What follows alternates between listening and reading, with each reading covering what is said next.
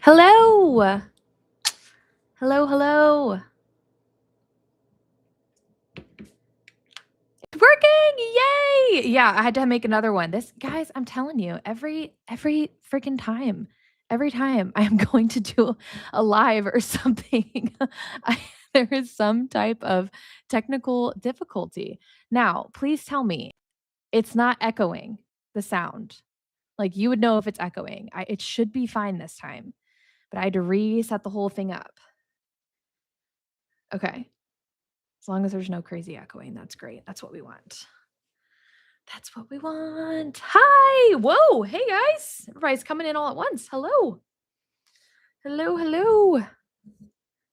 I am back and sunburnt from vacation. Now that I'm back, I can tell you guys we went to the Florida Keys. It was very fun. Other than people trying to kill us yesterday, it's been fine. I hope you guys had a better week than I did in that regard. What are you gonna do? Hello, welcome in, everyone. Sorry about the switch over. I'll give it like a couple more minutes and then we'll kind of get started. I've got kind of a plan of what I want to talk to tonight, but of course, I want your guys' questions and comments and all that good stuff.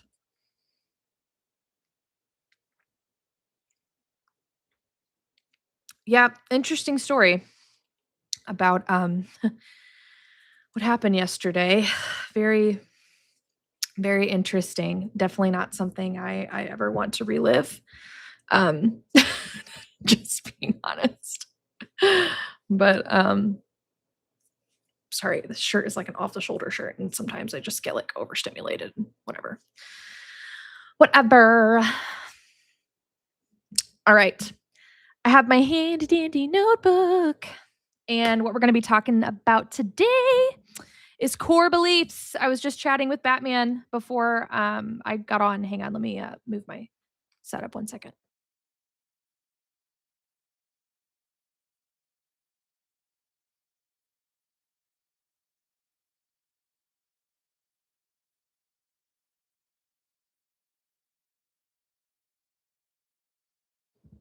All right, there we go. I just need a little bit of room to work here. Oh, yay! Yeah, vacations are nice, man. Sometimes we need them. All right. I got complained at because I don't read the comments, and I'm really bad about that. So I'm gonna start reading the comments that I answer. Let's see. Angel, can you please talk about fragments? Because I'm still finding my I don't know what that means. SEO'd as fragments version of me. I found versions of me who I don't know what that means. Where people are treated as babies. I wish to talk to you. Um, that's I mean, I'm sorry, I'm not quite sure what you're asking. I mean, fragments are fragments and like altars are altars. So if you're finding them, then there's probably reasoning behind that. Hang on. Um, so yeah. Whoa. Hello? Ah, sorry. I don't know what's going on technically. This is crazy. Do I like animals? I love animals. I'm not necessarily a cat lover, but I do love all animals. It was so funny. There was this lady that commented on the video about the skunk, and she was like, I am so sad that you would harm an animal. Bitch, it was attacking my family. Would you not try to shoot a bear if something was coming after you? Like, what? So I do love animals. I specifically love animals that don't attack me. I'm very allergic to cats, so I don't love cats for that reason. Nothing against cats, but it was not even a real skunk. Thank you. This is a fucking like this was not a real animal. Like, what planet are you on? Like, did you miss this entire saga? Like, I don't understand. I know. I'm like, what is wrong with you? Like, what fucking animal? This thing attacked my dogs. Like, what? Oh my god. Crazy. I know. I'm just like, it was just so funny that it was just like, it makes me laugh. It really does. It makes me laugh. Hold on 1 second.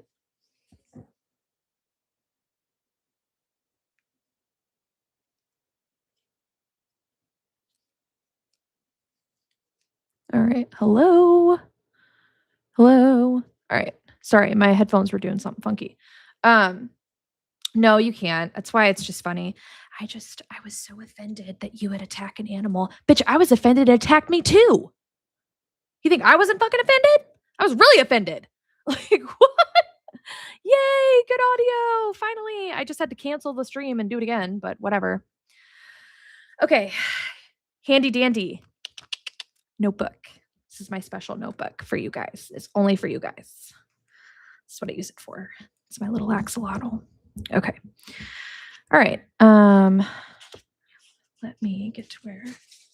Yeah, exactly. I was like, it came at me first. Like, this is fair game. And it's lucky I was on drugs. Otherwise, I would have really heard it. Okay. All right. Sorry, because I had to like restart this stream. I'm still getting my audio a little elevated.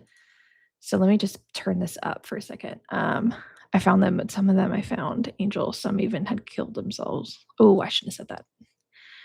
And you know, I saw them a while ago. Some of their fragments had a piece of my soul. Yeah, I mean that's what a fragment is, sweetie. Like it's a fragment of your soul, babe. So again, why don't you just DM me if you haven't? If you have, like, I'll go find it on TikTok or something, or email me.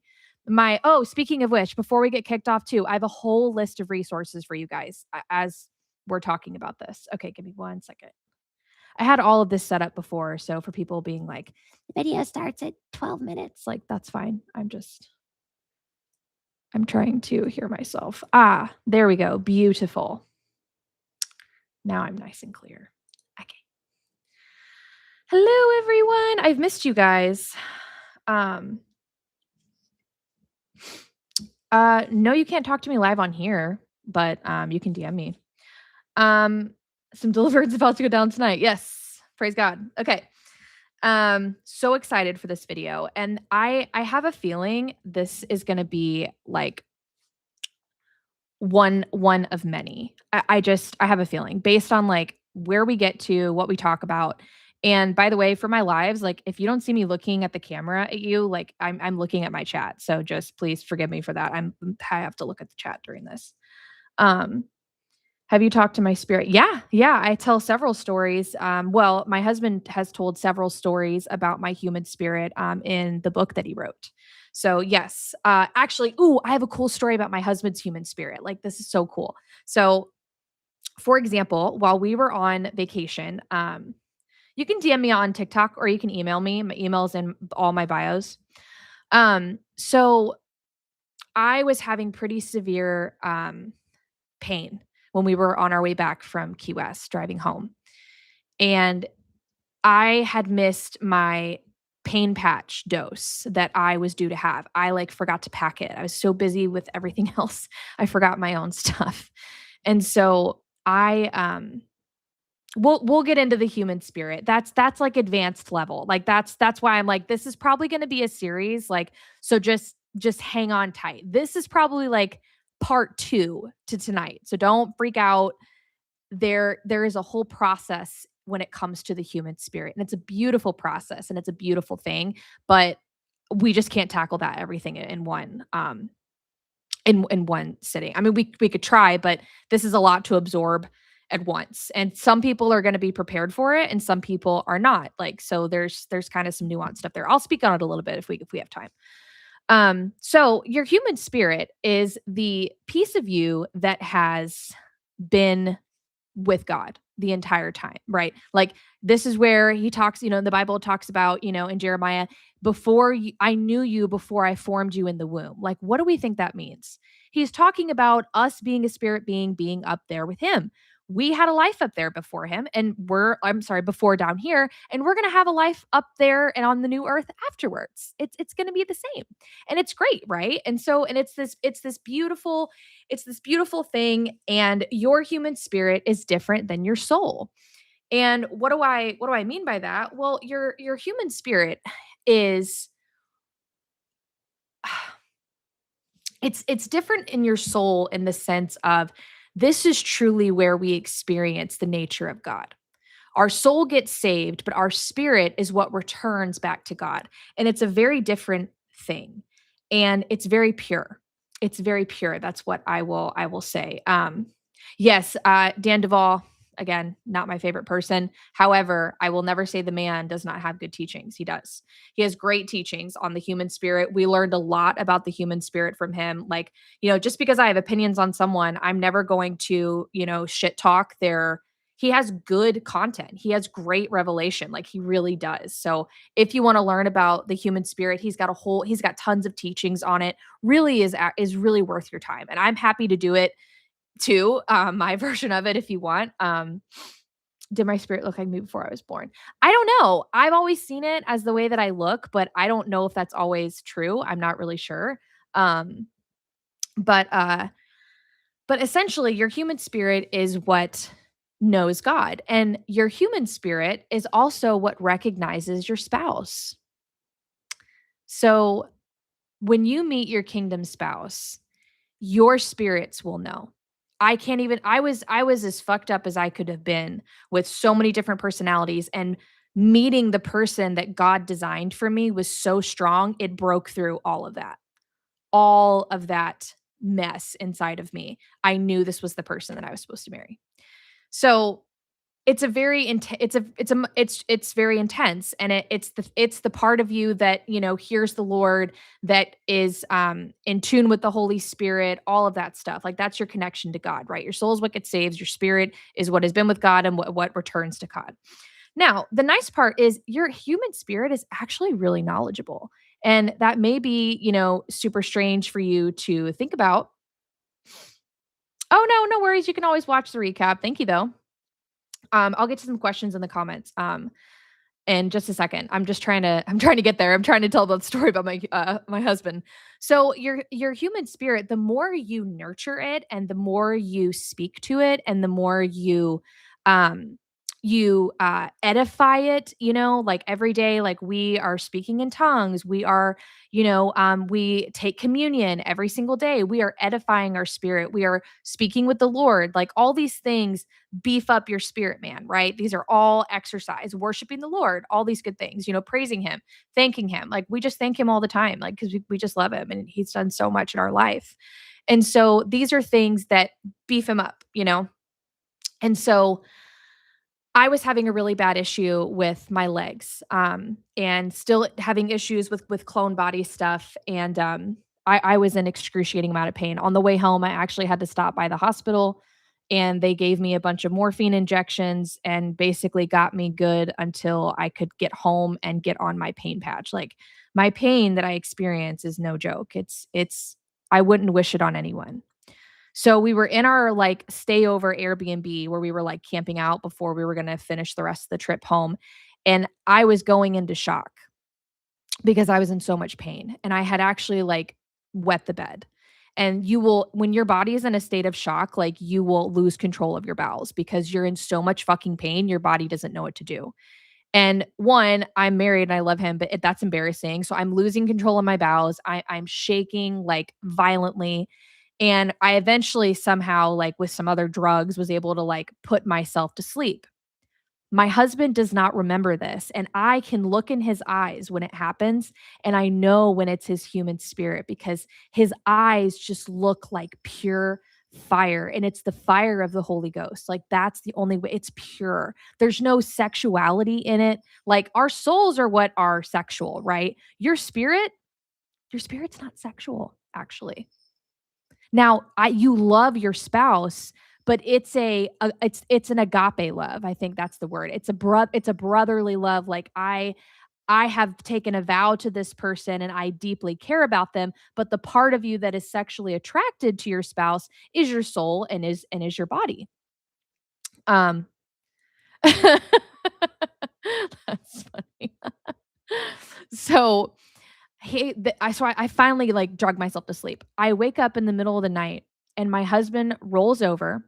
He lays his head on my hips, like, I'm on my side, and he is to my back. So I'm laying like this, he's behind me. He lays his head on my hips, and he starts rubbing my legs and speaking in a language that I don't know because I've heard his normal spirit tongues and this wasn't it.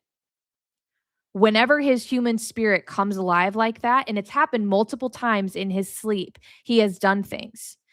He was walking around the room one time and speaking a heavenly language, commanding and doing things. And I'm just sitting there like, like I don't know what's happening.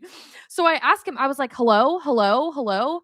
And he just looked at me and was like, go back to sleep, Angel. I got this. And I was like, that is not the voice of my human husband.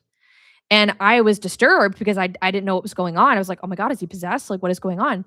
And the Lord very clearly spoke. He said, "You are looking at your husband's human spirit without his soul in the way." And I was like, and he was scary. Like, it gives me chills. Like, I am so happy that that is my man that has my back because he would fuck anything up to protect me. And like he is such a gentle person and so weighed down by emotions. Like he is a true intercessor. But what I see when his human spirit is forward is just a warrior. It is a warrior and he is fierce. And it's very wild. It's very wild. I it's very wild. It's very interesting. But it's very new to me, and again, this is possible for everyone, but it takes time, it takes edifying, and I mean, guys, we literally talk about Jesus, like, all day, every day, like, I'm not kidding, I'm not joking, we are constantly talking about, like, "What about this?" or "What about that?" Like, "I wonder what does he have? What does he want us to do here? Okay, like, what about our this?" Like, we're literally talking about him 24/7, so there is constant edification in our house about him. And so your human spirit likes that. Um, yes, it does. So Papa Pig. Does your spirit's voice come from your heart area when you talk to her? Yes. Yes. Yes. It's like another voice that's not God's, but it's not your soul.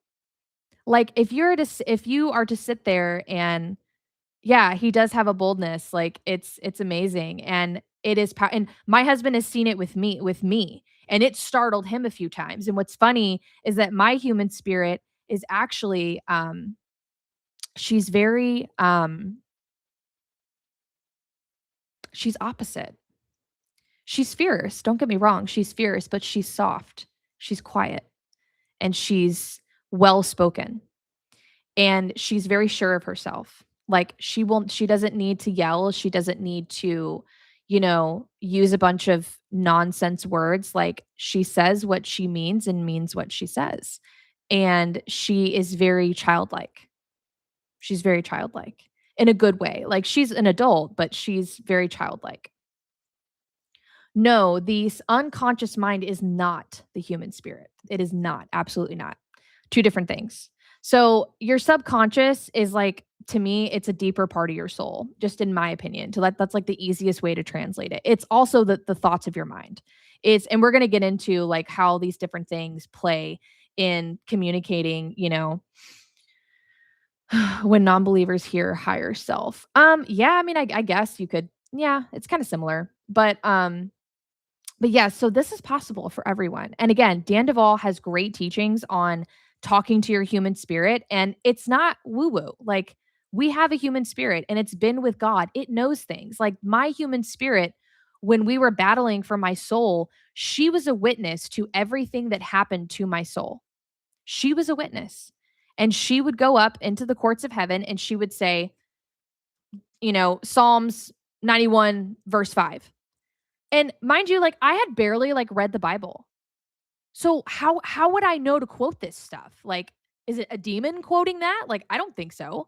And she was very soft and she was very different. It was a stark contrast to my normal personality. Like my husband, like we were trying to get her involved because this is why the human spirit must be born again. The human spirit, from my understanding, like I don't think that's what gets born again. I believe it's just your soul. Um, Your spirit is what returns to God, so that's going back to him no matter what. I don't know, that's kind of a messy one. I just think that what's important is, like, if you're a non-believer, you still have a human spirit, you just may be, like, malnourishing it and to the point where it's, like, almost fucking dead because it's so malnourished and it's lacking so much because you've not edified it with God. Even though God created it and gave you the breath of life, like, you're not doing anything with it. Does that make sense? So it's, like, really malnourished. And so you can do things to nourish your human spirit. And sorry, getting comfortable here. Um it's really not that hard to do. Like I promise you, it's not this it's not this super complicated thing. I mean, it's just it's very simple things, over time, and it's edifying it. It's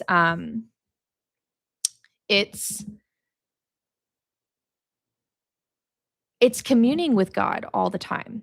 And we're gonna get into, like, people that are having trouble hearing the Lord and what that's like, and and core beliefs, and we're going to touch on all this tonight because all of these things affect whether you can communicate with God, whether you are going to have a human spirit interaction. And there are times that when I'm on my podcast here that, like, my human spirit, like, takes over. And you can totally tell because she is just on something. Like, when she gets on something, like, she's on it. And my husband also talks about that my human spirit, like, he says that there are times, like, he calls me a mule in the best way possible. He said, "You are the most stubborn person with the word of God." And what he means is when God tells me something, I don't stop until it's fulfilled. No matter what it looks like, no matter what it fucking takes, I don't care. His word will never return void to me. And at times my husband will be like, "Okay, like, what are we gonna do about this?" I'm like, "I don't know, but this is what he told me." And I will be beating this dead horse. And then one day it will show up. And even my husband is like, "Your faith is amazing to me." Like, I have he's like, and he went to Bible school, guys. So, like, he's met lots of people, and he was very specific and was like, "There's only so many people that I've met like you that will just hold on to this thing that he said." And I'm like, "Well, he said it. He said it. Why would I not believe him?" Like, if he promised me this, like, so at my work, he promised me a raise and it wasn't happening. And I was like, "You promised me a raise, you promised me a promotion. Where is it?" And sure enough, it took about 4 months and I had to hop around to a couple different roles, and they ended putting me back on my old team, gave me a raise, and gave me a job level up. And my husband was just stunned. He was like, "I didn't know where this was going. I thought maybe they were gonna let you go." And I was like, "No, no, that's not what he told me. He said I was gonna get a promotion. Either I'm gonna get a promotion or I'm not." Like, either what he says is true or I'm not hearing him. And I know I'm hearing him. So what he says is true. So yeah, it's exactly. My husband actually struggles with childlike faith because I love being a daddy's girl. I'm like, "Daddy, I want to go on vacation. I want vacation money." Jesus gives me vacation money. Like, I have no problem being like that. But this is a good segue into core beliefs. My husband has a hard time. My husband's my father-in-law is a piece of shit. And I'm not I hope he watches this one day because the shit that you did to my husband, I would absolutely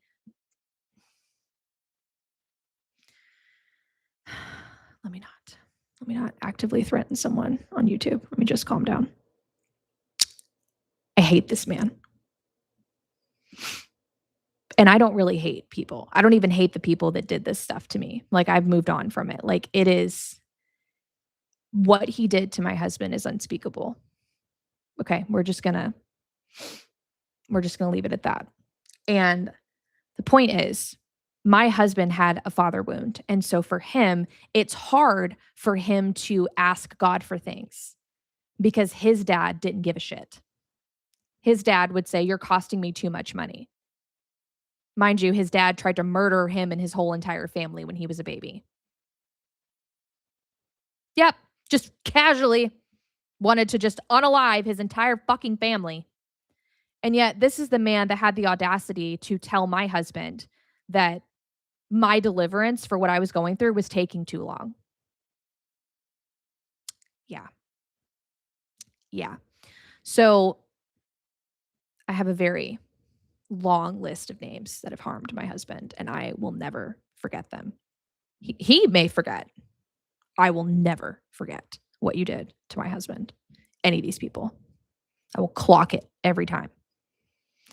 So, um, point is, he has a hard time asking God for that stuff because he's got a you've all been through hell and back. I know, it's crazy. But there is still joy. There is joy in the Lord. There is always joy. I mean, they tried to kill us yesterday and we're fine. That's a whole other story. They basically like tried to completely crash our car yesterday, which yeah, that's whatever. They didn't get to do it. The Lord obviously saved us and it was fine, but it was very clear what they were attempting to do. If what they were trying to do would have worked, we would have flipped over at 90 miles an hour and us and our dogs would be dead. So, yeah. Yeah, I think so. I don't really some people are all like hyped up and they're like, "Oh, the devil's afraid of me." Like I'm starting to actually think that he is a little concerned about me just yapping on the internet. But anyway, so my husband has a father wound, like in that sense. So he is having to deal with some core beliefs because I love asking God for things. I'm like, thank you. I do not want to be in control of my life because when I was in control of it, it was in the shitter. Like, no, thank you. I don't need to be in control of this at all. I think you should be in control. I think you make a much better planner out of life than me. And so my husband just has a hard time like releasing that to God. And he's an amazing man, but like core beliefs and what happens to you as a child, like all of this affects it, guys. Like even the guy whose human spirit like comes alive at night and speaks different tongues over his wife. Like this man is still struggling. I struggle with my mom, like a mother wound, like really bad. And a dad, because I had a dad that just allowed my mom to behave like a tyrant and did nothing and protected himself versus his children. Um, yeah, it is hard. So these are all things we're going to talk through. Now, one thing I do want to say, and then we're gonna get into the notes. It's Friday night, so if we go for 2 hours, like sounds great. Um, sorry, I'm looking at the chat. Yeah, so I'll tell you what basically happened. So we were driving home, and all of a sudden, out of nowhere, our tire like exploded, going like 80 miles, 80 to no, he said he hit 90 at one point. So we were like at least 80 to 90. And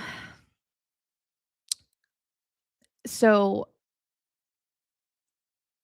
somehow when it exploded, the car did not flip. And I am just telling you, like, laws of physics, that car should have flipped.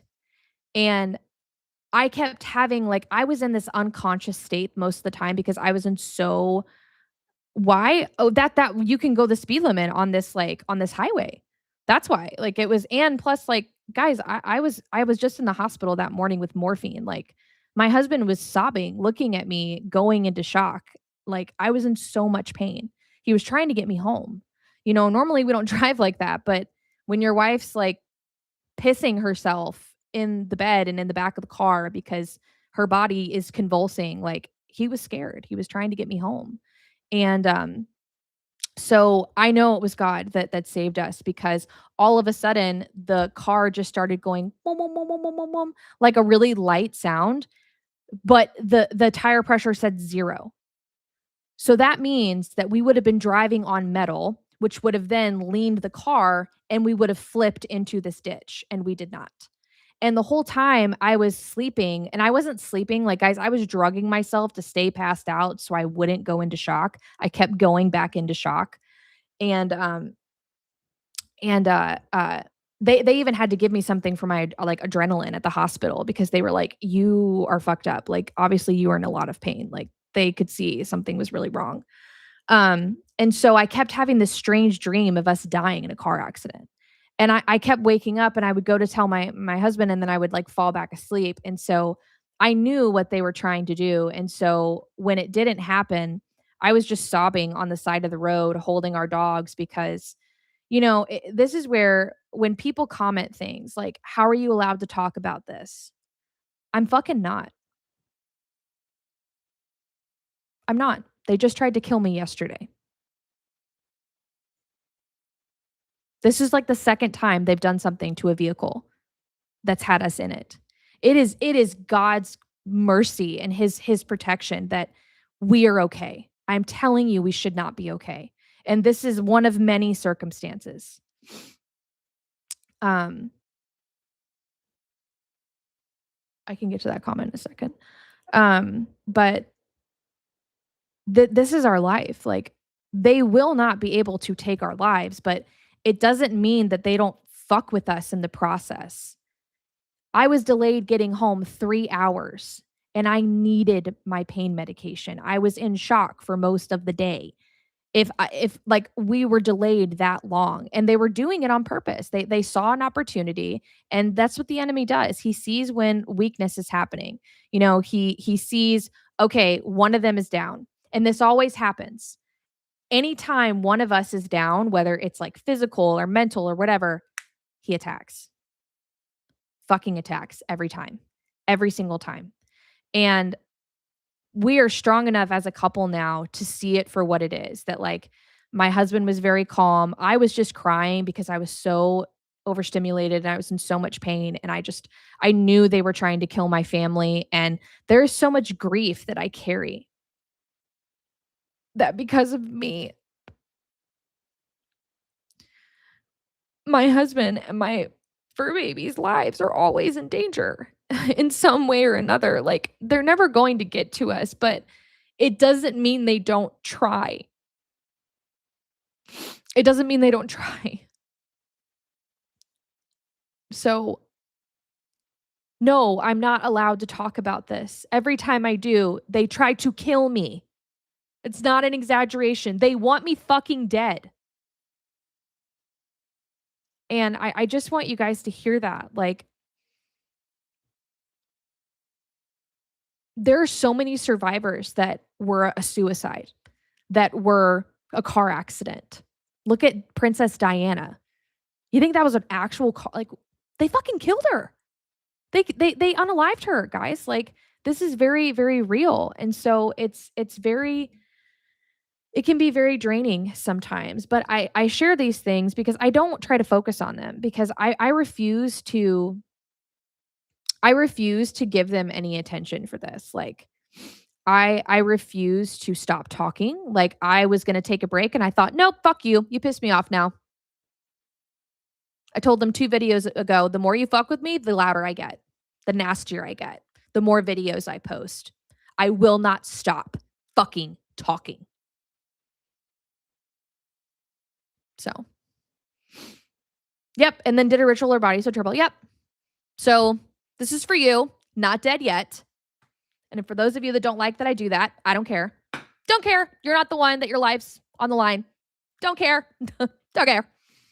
Okay. All right. So, that aside, 'cause some of you were DMing me and were like, "Oh my god, are you okay?" And I was like, "I'll explain later." It was just a long story.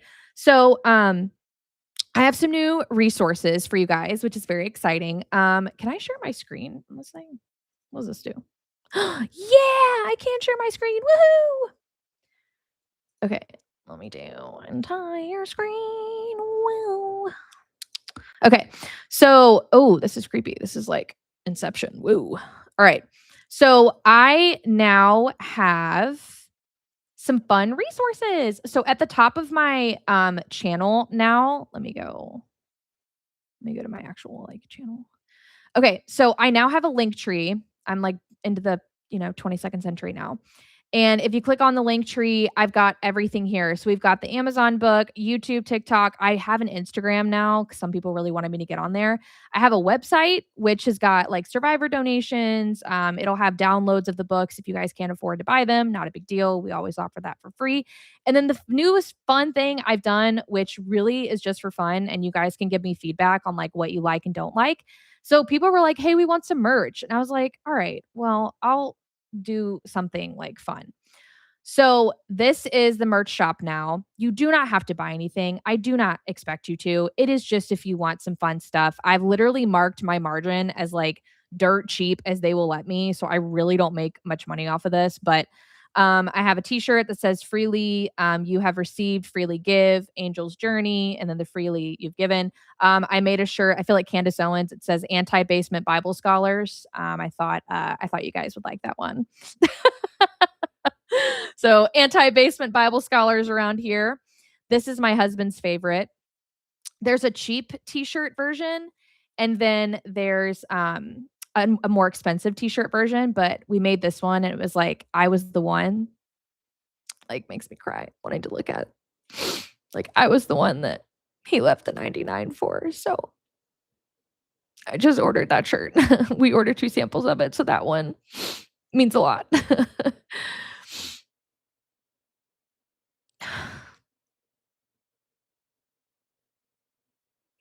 He's just so good. He's just so good, guys. Oh, he's so good. I love him so much. Oh. If there's anything you guys take away from me, is that I love Jesus with all my heart. Oh, he's just so beautiful. Okay, I gotta stop. Okay, so this is the like nicer heavyweight t-shirt version of that if you want that. I also made sorry, I'm like bawling my eyes out. I also made one that says it's on the front and it's Galatians, and it's the back of it says I bear on my body the marks of Christ. And then I have a sweatshirt version too.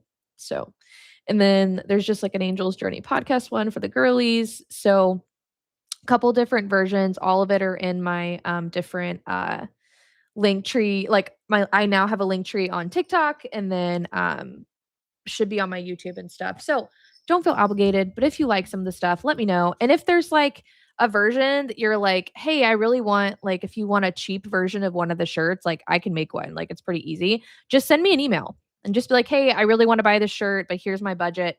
I will make something work. So I just threw some designs together today just to just to like get it going. But they have other shit too. So like whatever you guys want, like just give me feedback. Like if you want mugs or I don't know, they have fucking necklaces. And I'm like, this is a little intense, but okay. So whatever you guys want, if you want a certain shirt with like a certain scripture on it or a certain like image, like let me know. Like it doesn't cost me anything to put the design on the shop.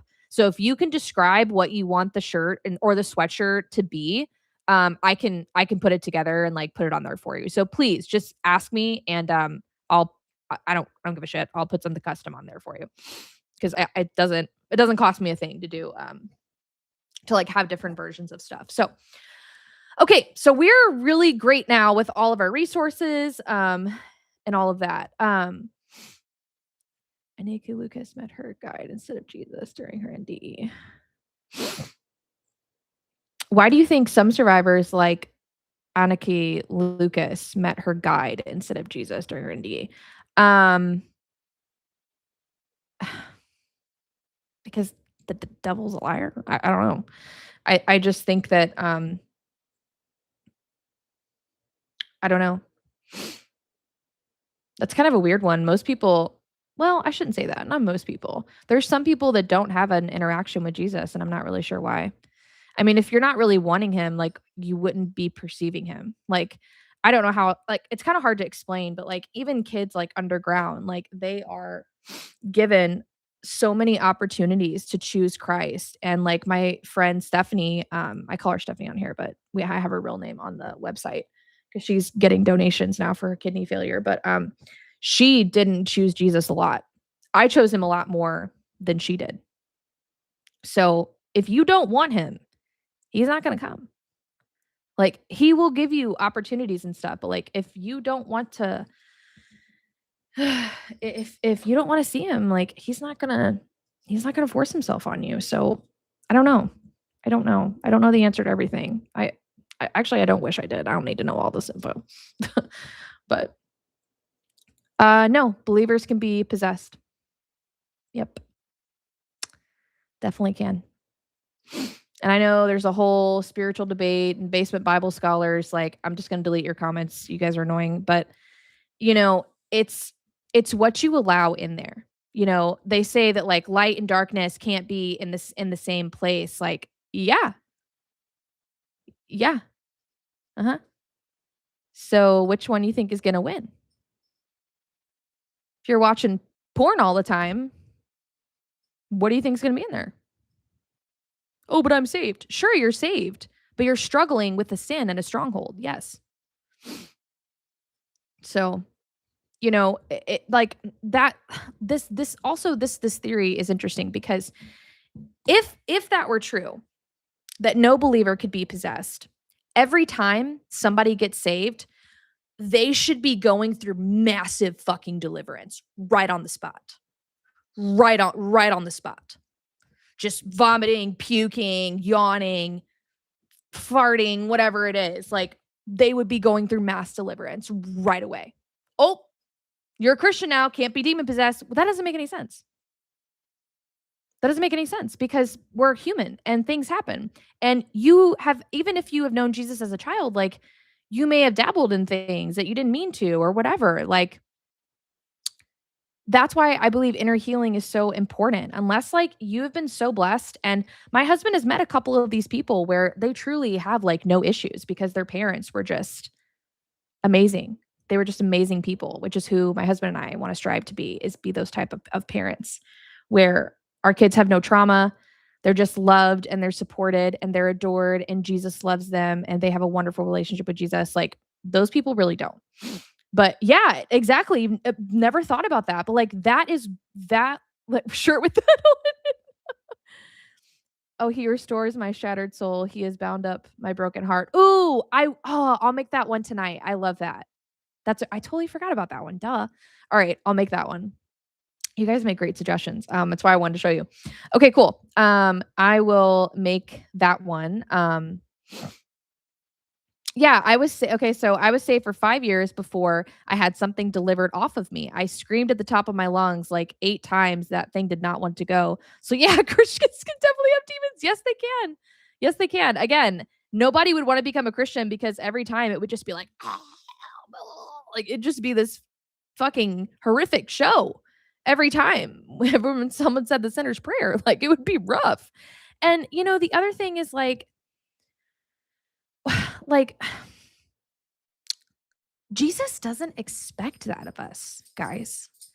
Like, if you go back to when you first got saved, if you didn't get saved as a child, like, it was enough for you just to say yes to Jesus. Like, can you imagine if the moment you said yes to Jesus, you had to turn over everything? You had to immediately change the way that you think, the way that you act, the way that you believe, the way that you walk, talk, all of it, sleep, the way that you consume life and words. You would be like, fuck this, I'm out of here. It would be too much. And Jesus knows that. Like, guys, sanctification is a process. And, again, like, people get mad about my cussing. Like, I don't care. That's not what Jesus cares about. You can get mad at me all you want, but he doesn't care. He cares about my heart. He cares that I care that people are lost and they don't know the real Jesus. If I say the word fuck and they meet the real Jesus, he's happy. He's very happy. He's very happy with that. That's what he cares about. And so,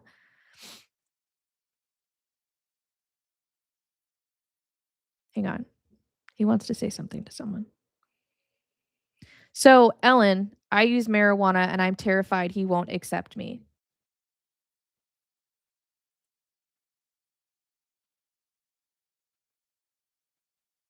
He just said, tell her one thing at a time. First, let's get to know each other. He said it's like dating. You don't ask someone on the first date to move in with you. You first get to know each other. So that's what I feel that he's saying to you. Yeah, so I struggle with lustful thoughts and it scares me. I'm eager to get your husband's book on self-deliverance once it's finished. It's very close to being it's very close to being finished. So, but like that right there, what the Lord just had to say to her is that's that's Jesus. That's my Jesus. He's not asking her to hand over everything. Ellen, I'm not going to I already know. I see it. It's not my business, but there's a reason that you're doing it, right? And he needs to heal that in you because right now that's a coping mechanism and right now you need it. It is a good coping mechanism. And you will get through, excuse me. My dogs are wrestling each other. I'm sorry. They're being little turds. But right now you need it and that's okay. Ellen, I'm on anxiety medication. I have horrible PTSD. I don't plan to have this forever. I'm getting healed of it more every day, but right now I do need it. It helps me live a normal life and Jesus is so understanding of what we've been through, guys. Like he is so loving and so kind. Okay, we're not going to do this while I'm talking about Jesus. We're not going to wrestle each other like this is WWE. Um Oh, good for you, Clayton. Awesome. You've been 3 months sober from weed. Yay. You know, I'm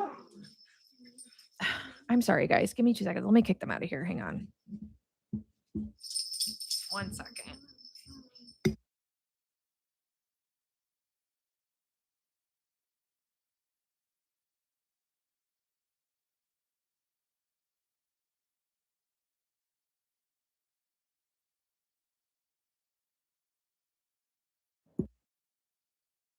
Sorry about that.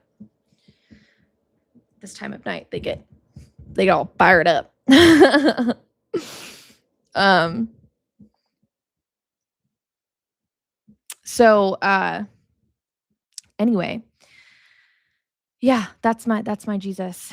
And I just think if more people I know they do not care. Oh, they're probably referring to me, but whatever. I don't care. Whatever. Point is, that's how Jesus talks to us and that's how he sees us. And so sanctification is a process. And, you know, if you're struggling with lustful thoughts, like this actually leads into what we're going to talk about tonight, which is core beliefs. And so many of you have asked me, like, Angel, what are core beliefs? Like, I haven't really heard of this in terms of like inner healing and all of that. And guys, if you don't listen to anything else I yap about on the internet, this is what I want you to listen to me on. This will change your life.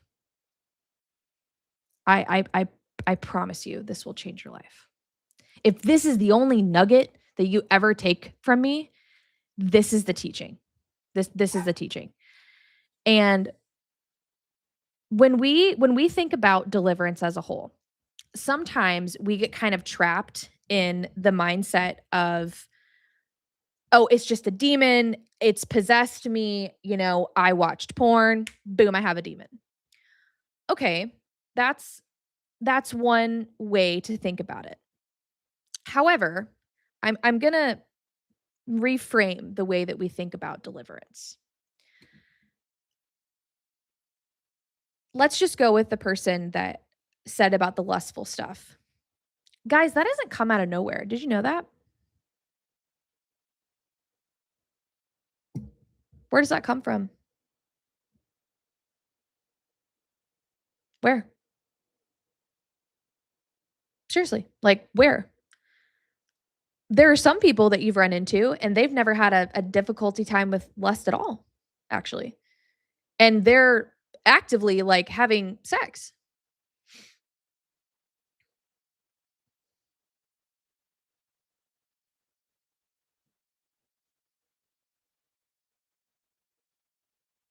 I'm so sorry. I'm reading the comments. You guys are awesome, but you just breaks my heart. Um, Before my 21st birthday, I was punished. I'm sorry, I was pushed to terminate a pregnancy. Later in life, I understood that That was a sacrifice to evil. Now I'm 46, unmarried, no kids, and all I ever wanted was a fam. I'm now working on my relationship with Jesus. I was broken for a long time. He has a word for you.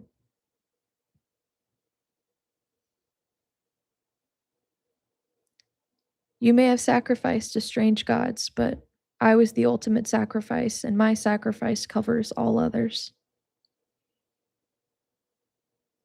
What you're seeking will be yours. It's not been avoided to you for lack, like for the decisions that you made. It's been a journey and it's been a process, and Jesus is inviting you into forgiveness and into freedom. And he is encouraging you that you will get to meet that child again one day.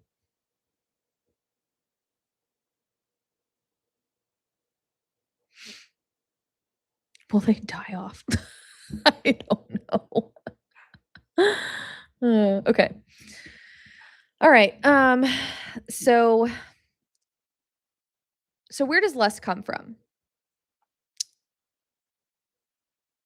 Most of the time, most of the time, when we struggle with something, it originates from somewhere. And I'm going to use me as an example. I had a lot of lustful issues. I was 6 years old. I remember, like, I told you guys I have a couple flashes. Actually, no, I would have been like 8 or 9 because I was living in a different house.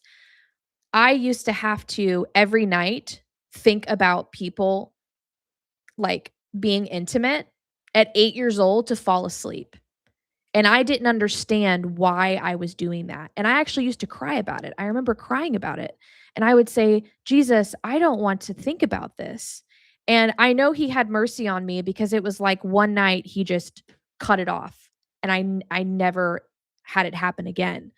But what I didn't know was all of this stuff was yeah, exactly. So someone's commenting, I was never sexually abused, but I had lustful dreams as a child. I don't know where that came from. Okay, so sometimes it can be generational. It can be a generational curse thing that your family has. And I'll have another example in a moment. So I was a very sexual child. And instead of my parents going, whoa, this is fucking weird. Why is my 10-year-old child boy crazy and obsessed with the opposite sex? I should have been playing with dolls. And instead, they blamed me. They told me I was a whore. They monitored all of my devices, like basically made me feel like a slut. And not once did they sit down and go, this is funky. Little kids don't think like this.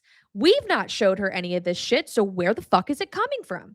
We got to ask these questions, guys. We got to ask these questions. And so, what, unbeknownst to them, happened was I was initiated into the occult. There were years, hundreds of years of occult and weird sexual practices, weird demonic oppressions of perversion had run in my family. I was, I actively remember this. They were forcing me to be intimate with my first cousin, and they didn't know about any of this. Which how they didn't know this, I still don't understand. But the point is, like, it comes from somewhere. And if you're like this person in the comments that are like, you know, I've never been assaulted, but this has been on me, that speaks to me as something you've inherited. That speaks to me of something you've inherited. So let me give you another example.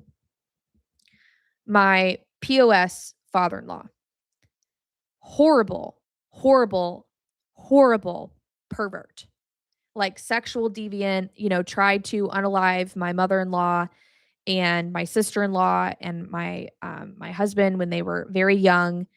I tend to think he was actually programmed as well because he was in the military, was going into special ops, and then all of a sudden just lost his mind. He became gay for a little bit and had a horrific porn addiction to the point where his family, like my father-in-law, his family sent him to a certain like thing, like I don't know, porn addicts anonymous. I have no idea, where he was supposed to be like, all this shit was supposed to be fixed, that he would stop.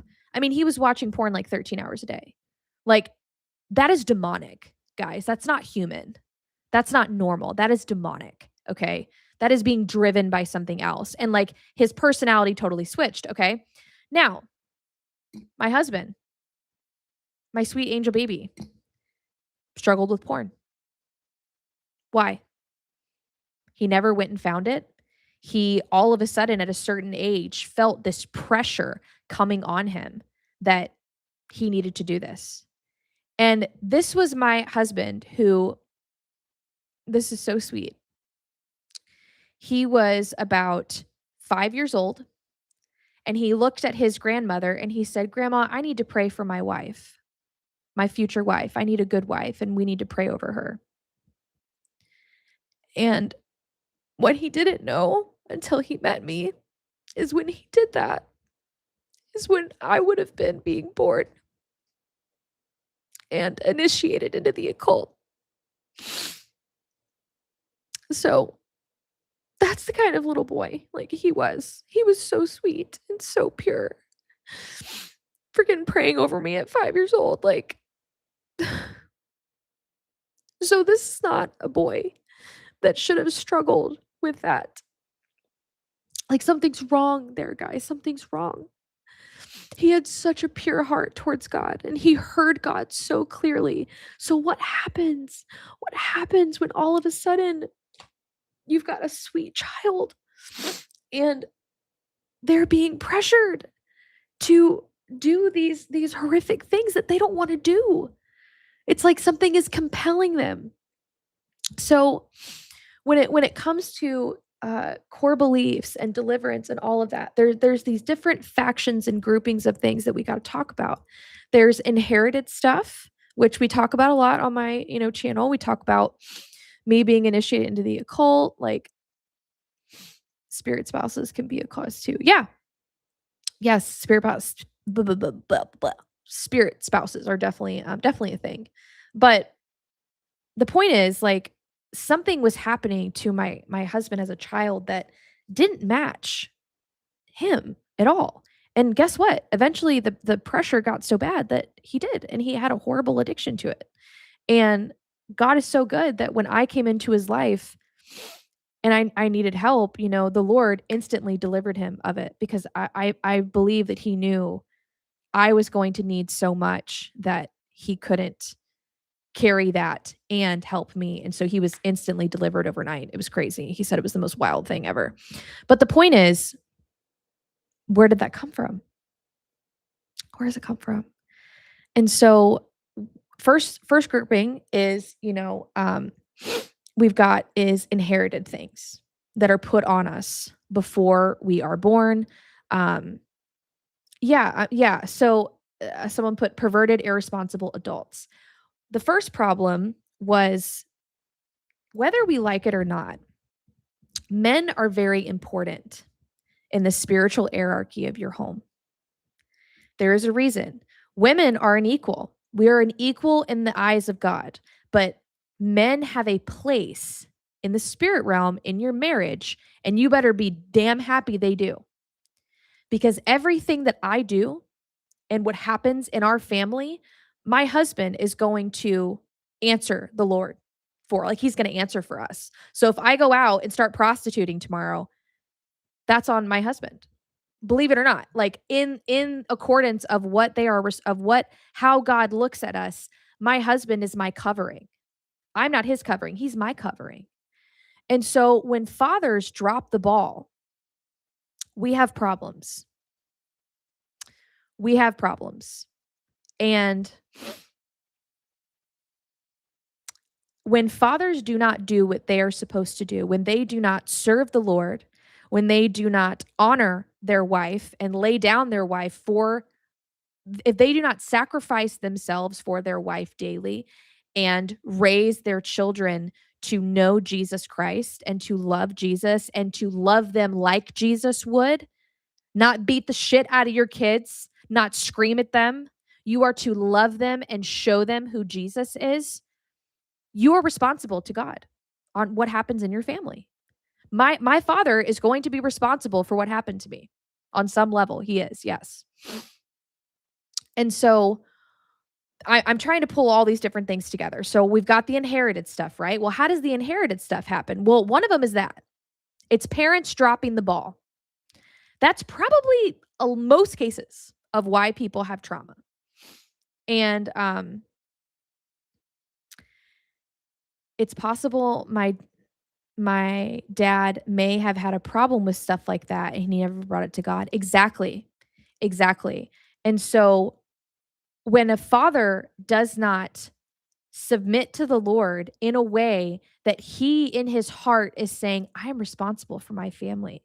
Whatever they experience as Jesus is my responsibility. How their mother treats their how my the mother of my children treats my children is my fault. It is your job as the father to then look at the mother and go, "Hey, I love you. What are we doing here? Why are we screaming at the kids, honey? Like, let's not do that." And vice versa. As the mother, you are to be the nurturer and you are to be the mom, and you need to look at dad and go, "Okay, honey, I think you're really stressed today. Why don't I just deal with the kids?" "Oh, thank you, sweetie. I am. I don't want to snap at the kids today." There's a dynamic there, right? But the point is, fathers dropping the ball has fucked a lot of people up. And for those of you that has been the case, I'm so sorry. You're in good company, but I am so sorry. Because now what you have is basically a deadbeat dad, whether it was emotionally, physically, mentally, spiritually, some type of deadbeat. How on earth could you see God right? I just want to take a minute and I just want to encourage you that the Lord's heart, he is so, I don't know why I'm so emotional tonight. I just think the Lord is moving on this, but he is so sorry. Like, he is sobbing right now because his heart hurts so bad that that was your introduction to what a father was, because that's not him. I promise you that's not him. He doesn't yell, he doesn't scream. He doesn't expect you to be perfect. He doesn't keep a list of your wrongs. He has your name tattooed on his palm. He loves you so much. And so, of course, you struggle to understand God and Jesus. Of course you do. Honey, of course you do. I did too.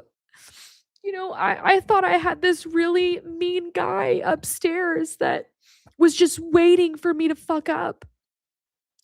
I thought, "Oh my God, he's judging me that okay, like he's this." Like I'll never forget one time I was working, my I was like, let's see, how old was I? I was like 25, I think. Maybe 23 or 24. I just started this job and I worked there for a while, and of course I cussed a lot. I'm better now, believe it or not. It used to be a lot worse. So this is me reformed. But my mom called me, and this is how I perceive the Lord my whole life. I want you to understand this. Sorry, there was like weird background noise. That was creepy. So I want you to understand, like, this was the way that she delivered all of her fucking I'm sorry to say, I'm sorry. I'm trying not to cuss so much. I'm really trying, guys. I'm like really trying. But I get really upset. I get really upset when people don't. They speak on behalf of God and they condemn. I fucking hate that, because that's not God. That's not God at all. So I remember, like, and this is what happens, right? If this is your experience with God, like, you start tuning this stuff out because you're tired of it. Rightfully so, boo. I would be tired of it too. So I'm making coffee at work and I answer the phone, and I was married to my ex-husband at the time. I got it right the second time.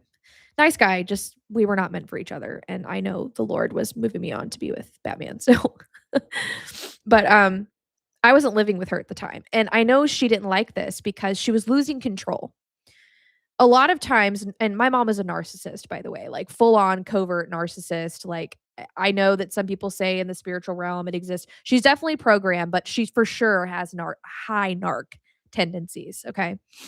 And so my mom calls me and she's like, first of all, if anyone delivers a word like this to you, you need to just hang up the phone. Like, I just didn't know any better. But my mom was like, I have a word for you, and you can't get mad at me when I say it to you. Um, hello? Hello? That is every word in the fucking Bible. Everybody hated it. Bitch, what do you mean? You can't get mad at me. What? Where in the Bible was somebody like, oh my God, yes. Thank you. He's going to smite the whole city. Love it.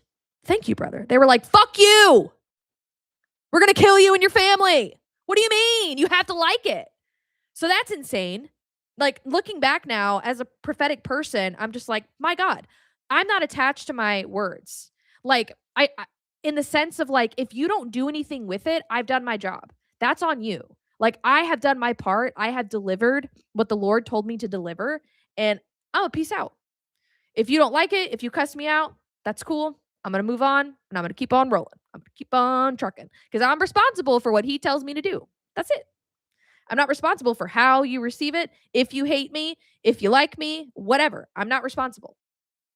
And it's very freeing. It's great being it's great because you don't have to own that. So I didn't realize growing up that was like that was weird. Like moved. I didn't realize that was like not normal for someone to act like that. It's like that was so weird. Anyway, so she calls me and she was like, I have a word for you and you can't get mad at me. And I was like, great. Like, what am I doing wrong now? And that was always my reaction. Great. What am I doing wrong now? And what does that tell you?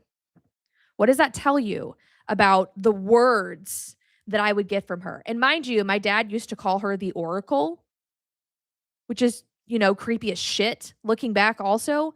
Like, he couldn't hear God for himself. So that's the other thing.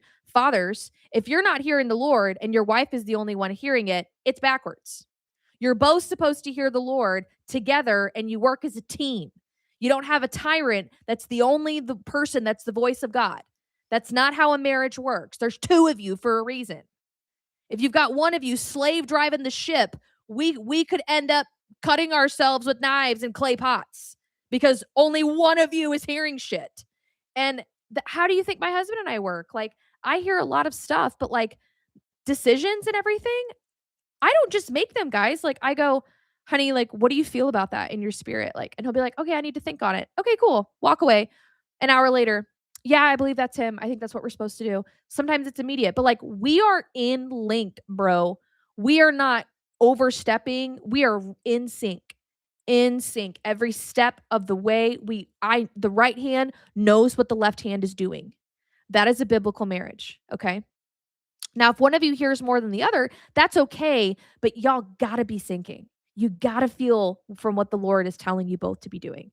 Otherwise, your marriage is gonna be crap. It's just gonna be crap. It is. It's just gonna be crap. It's gonna be a power struggle, and nobody wants that. Don't do that. Yeah, we can say, I'm gonna close out in prayer tonight, so we'll pray over a bunch of stuff. So, I did it again. I lost track. Yeah, okay, so she tells me about the word, and she's like, the Lord told me that this is the last time, and she's from the South, and this is just this fucked up hill. Okay, let me not. I'm finding it. Okay. So she would do the accent, and she would say, this is the last time the Lord is gonna warn you. And I thought, well, what happens after the last time? Does he just fucking smite me? What does that mean? What the fuck does that mean? The last time? What is that? What does that mean? Genuinely, what does that mean, guys? What does that mean? Like, I look back on it and I'm like, what a kook. What a screw and nut bolt loose. What? This is the last time, but you need to watch the words of your mouth. And I just thought, all right, see you fucking later. So, but the fact that my first reaction was, what have I done now?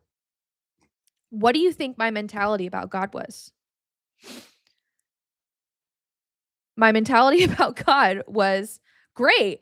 What's on the shit list today? Like, what have I done wrong today? And people don't have to believe me, but he genuinely is not bothered that I cuss. Like, he doesn't care. Like, what we think cussing is really not. He's actually more concerned when I like say nasty things about people that are innocent. Like, if I'm mad at someone in traffic, that offends him more than me saying the F word.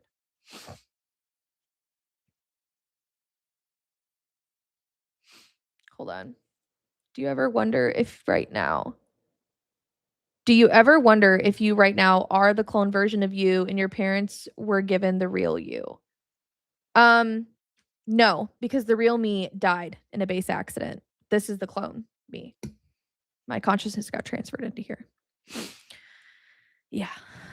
I did for a while, but no, it's pretty crystal clear now. So, okay.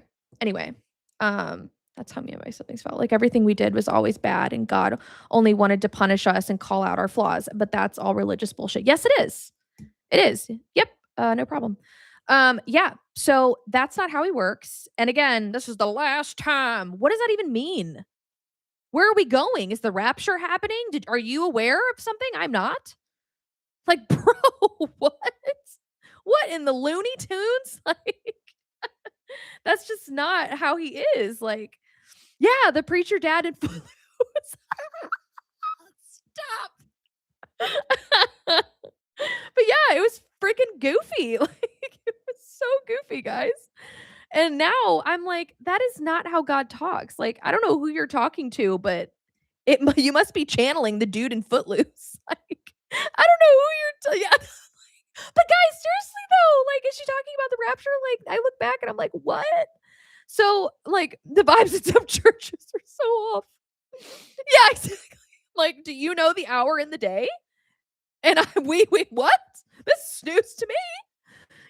And then she would say other kooky shit. Like, I finally called her out on it about like a year ago, and she didn't know what to say because I was like, yeah, what you're saying is not in the Bible, because now I'm educated in the Bible.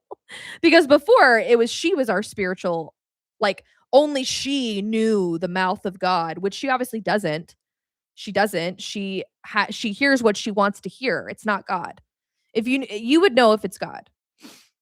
It's loving, it's kind, it's compassionate, it's empathetic, it's conviction, not condemnation. And all that woman knows how to do is condemn. And you know, um but I guess what I'm getting at is when you think about that in the grand scheme of things. So when you think about, Angel's core beliefs.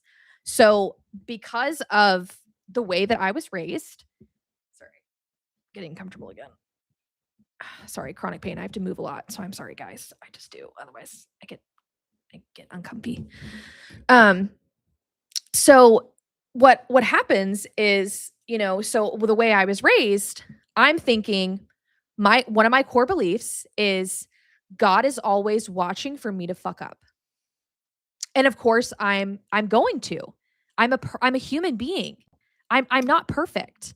Of course I'm going to screw up, guys. We all are. We all are. I'll fall short of the glory of God. And thank God we do. My goodness, can you imagine if that was his expectation? I mean, how much pressure is that on a person? Guys, when I was 14, when I was back in my clone body, like when my consciousness transferred, I had a mental breakdown. And my parents acted so dumb and stupid, like they didn't know where this was coming from. The amount of pressure they put on me versus my sibling is astounding. I'm chronically ill, one, from being abused, but two, the type of home I was raised in. My mom would get up. My mom, when I was in high school, I played basketball. I was in AP classes, doing this on like 1/300th of a brain cell, mind you. And she would yell and scream at me that she wanted me to get up at 5 in the morning when I had been studying, went to basketball practice, played a basketball game. I was the top scorer in our city, by the way. Like I was one of the best players. I had a college scholarship that I had to decline because I got sick. I was that good. Like I was really damn good at basketball. I had a 98.3% average in the paint. I would make 99 out of 100 free throws. I won a free throw contest every year. So I was good. So I was in the gym, constantly studying, all that. She would make me wake up at 5 o'clock in the morning to make my bed, clean up my room, and clean up my bathroom, and was very nasty and mean to me if I didn't. Mind you, I was dragging ass, exhausted, running on fumes, probably contributing to me having a chronic illness. And mind you, this bitch stayed at home. She had no job. She had all the time in the world, all the time in the world to clean up my room and all of that if she wanted to. Had no empathy of, my God, I bet she's tired. I bet she's exhausted. I'm so proud of my daughter. She worked so hard. Nope, none of that. It was about what she wanted. It was about, I want this done and I want it done and I'm not going to do it for you. So you need to make me happy. I also had no boundaries. She would just walk into my room at any God given moment. So I was constantly anxious that the privacy of my own room would be invaded and I'd be naked. And I'm like, dude, I'm like 17. I don't want you fucking in here. And then she would get mad at me for having a boundary. I would be in the shower and she would bust in the shower. I'm like, can I just have a moment? Yeah, yeah, she did get off on controlling me. Yes, for sure. For sure. Absolutely. It was a total control thing. And, when I started to become my own person, that's when a lot of the God stuff started to really come around because I wasn't behaving like she wanted me to. So then, okay, now I'm a whore. Now I'm this. Like, yeah, going through my drawers. Yeah. I'm like, I had a journal where I was venting about this and she ended up beating the shit out of me for finding it. Instead of going, oh my God, my daughter is thinking about ending her life because I'm so mean to her. Her reaction is to beat me. And then my dad is just totally checked out, just totally checked out. I'm begging him to divorce her. I'm begging him to leave. I'm saying, why don't you love me enough to get away from her? Because he was a pussy and he didn't want to face her. He didn't want his life to become uncomfortable. So what happens is your father chose himself. And some of you, it's good for you to accept that. Because right now it makes me feel really good about not owing my dad shit. And God's okay with that. Like this is, the whole honor your mother, your father and your mother. Oh my God, your father and mother. It also says parents don't provoke your children to wrath. It's the only way it goes. So if they provoked you to wrath, no honor. Sorry. Bye-bye. Nope. God is not asking you to be a fucking punching bag. And my, father, it says Zion, my tattoo. Someone asked what my tattoo said. It says Zion. And so my dad chose himself. He would claim that it was, watches what your mom does. Would watch how nasty she was to me. My mom would get mad at me for being at the gym too long. She would get mad at me for hanging out with friends if I ever got to. But then my dad would, punish me and be like, anytime I wanted to be a normal teenage girl and go hang out with my friends, I would be guilted that I should be practicing basketball. Mind you, I was already the best player in the fucking bi-state area. And I just wanted to go hang out with some girls. So I never made friends. My brother, however, he's had the same friends since he was 12. And they still hang out. I never got that opportunity. I was gaslit that I wasn't working hard enough. Like I wasn't trying hard enough. Like I needed to work more, study more. My dad would be like, I just don't want you pregnant. Like for fuck's sake, if that's the goal, the bar is in hell. The bar is in hell if that is what this is. So yeah. So on top of SRA and all this stuff, that was my family dynamic. Now, to the average person, oh, everyone loved my dad and whatever. Well, it was a fucking show. My real dad abandoned me when I needed him emotionally. When I told him how verbally awful and how anxious my mother made my life, his response to me was, "Outsmart her. You're smarter than her, Angel. Just outsmart her." Told a 14, 15, actually, it started when I was 13. 13, 14, 15, 16, 17-year-old child to outsmart their own mother because her mother was stupid. Instead of going, "Oh my god, I'm so sorry she's treating you like this." Nope, just watched it happen. So not only did I realize in SRA, like subconsciously, that God watched and wasn't concerned, my own father watched abuse happen and did nothing about it and chose himself. He watched. So I had this other thing happening. Yes, it's in ancient Hebrew. I'll tell you why Zion's special in a second. So not only did I think, like, because of my abuse with SRA, but then on top of my family and how they raised me, I saw that fathers are passive. They see the abuse and they do nothing. So, my second core belief, for example, was God watches and the father watches and he doesn't care. He doesn't care to intervene. He's not going to do anything. He knows what's happening and he knows it's wrong and he doesn't give a shit. So, those core beliefs come from primarily like how I've got my notes here, how your parents treated you.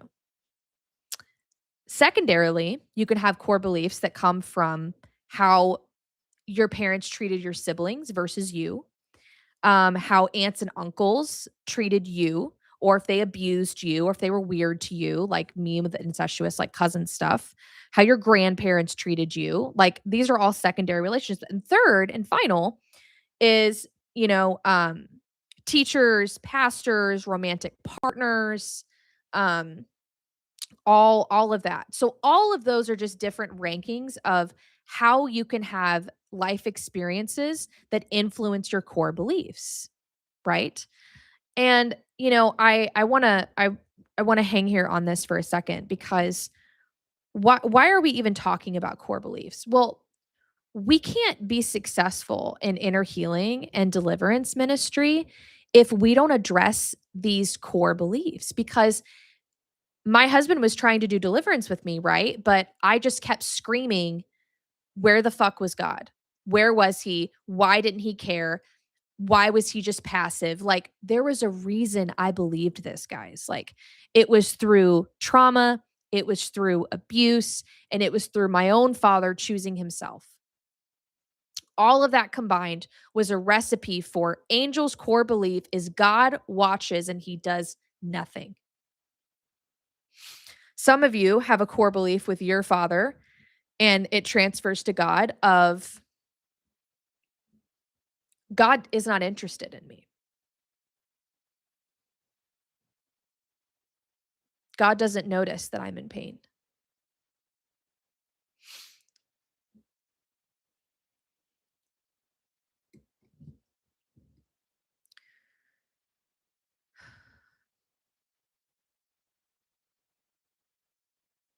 He said, some of you weep and wonder why he's abandoned you. But of course, your dad left you. He didn't care what happened to you.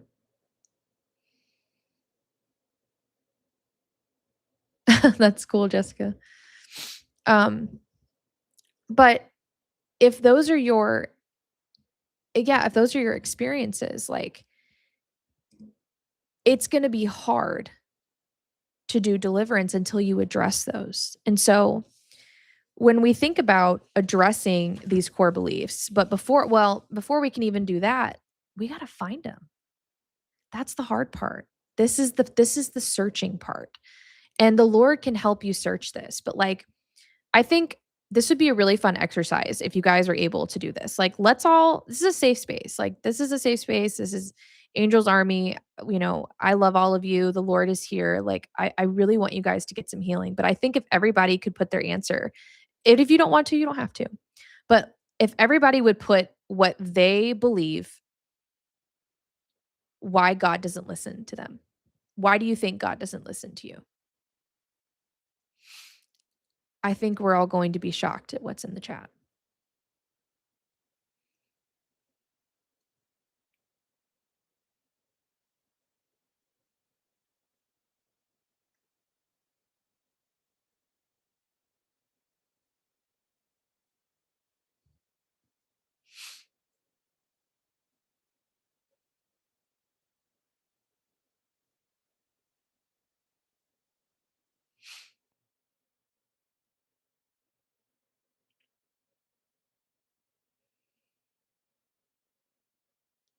Because I knew him as a child and heard him clearly, then lived a life I knew better than to live and disappointed him.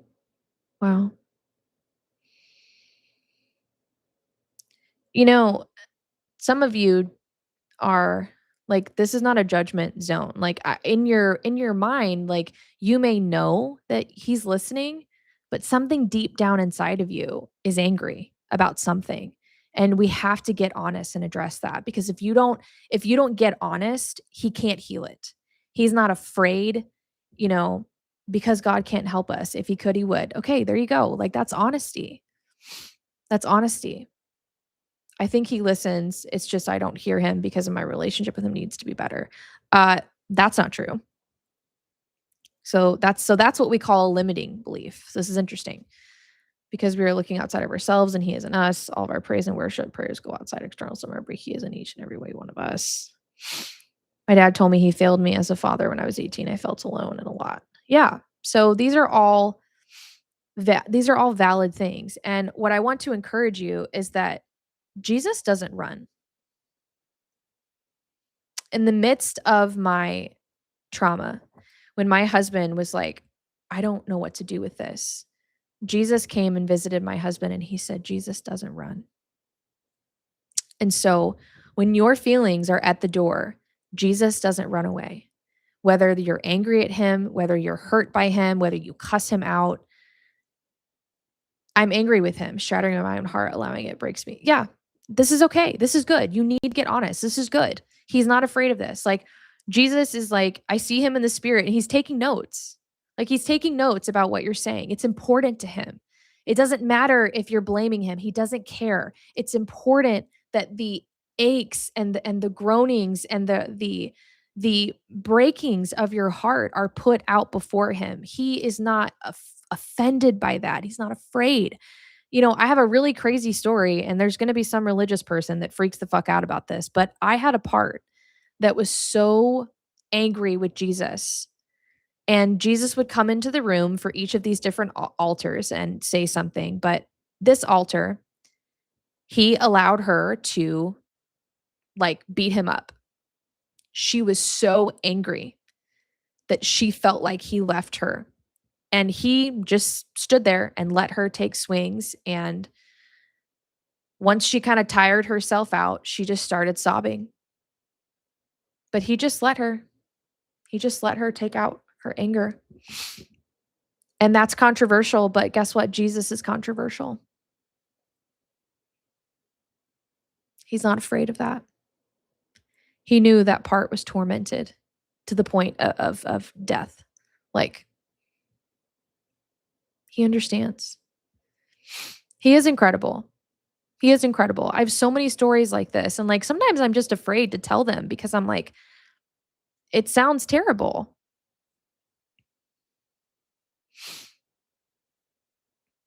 Yeah, saying those things out loud, yes, like, beginning to believe them, that sounds exactly like him. Yeah, exactly. I mean, he was not offended in the least. Like, I was so embarrassed afterwards, and he was like, "You have nothing to be embarrassed about." And he was like, "Everything that she felt was valid." And he said, "If I was the place that she could feel safe enough to take her anger out," he said, "that was an honor for me." Yep. Yeah, exactly.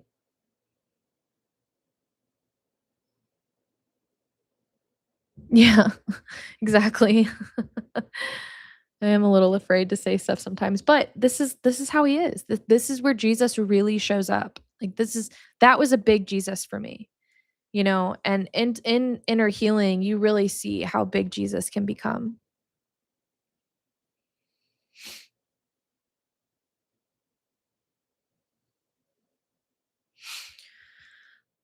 Well, um, I'm not angry with Jesus. I'm just tired of dealing with my narcissist, bipolar, unmedicated husband who refuses to go to therapy. Oh, he denounces God when his dad died. Pray about it. Maybe you need to get divorced.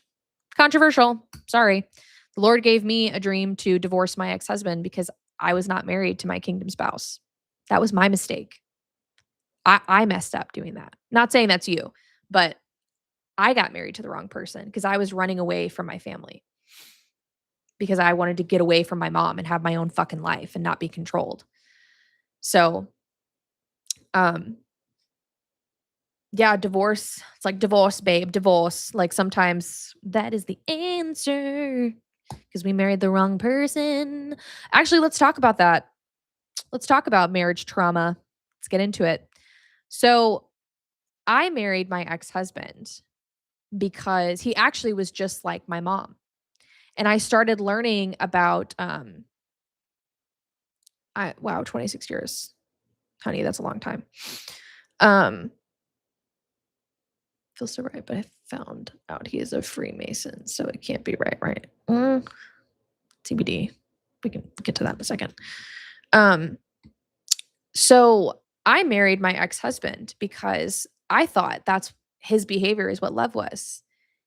He was unemotional, unempathetic, uninterested, and unengaged in my life and would make fun of the way I dress. Like I was very eccentric. I'm still very eccentric.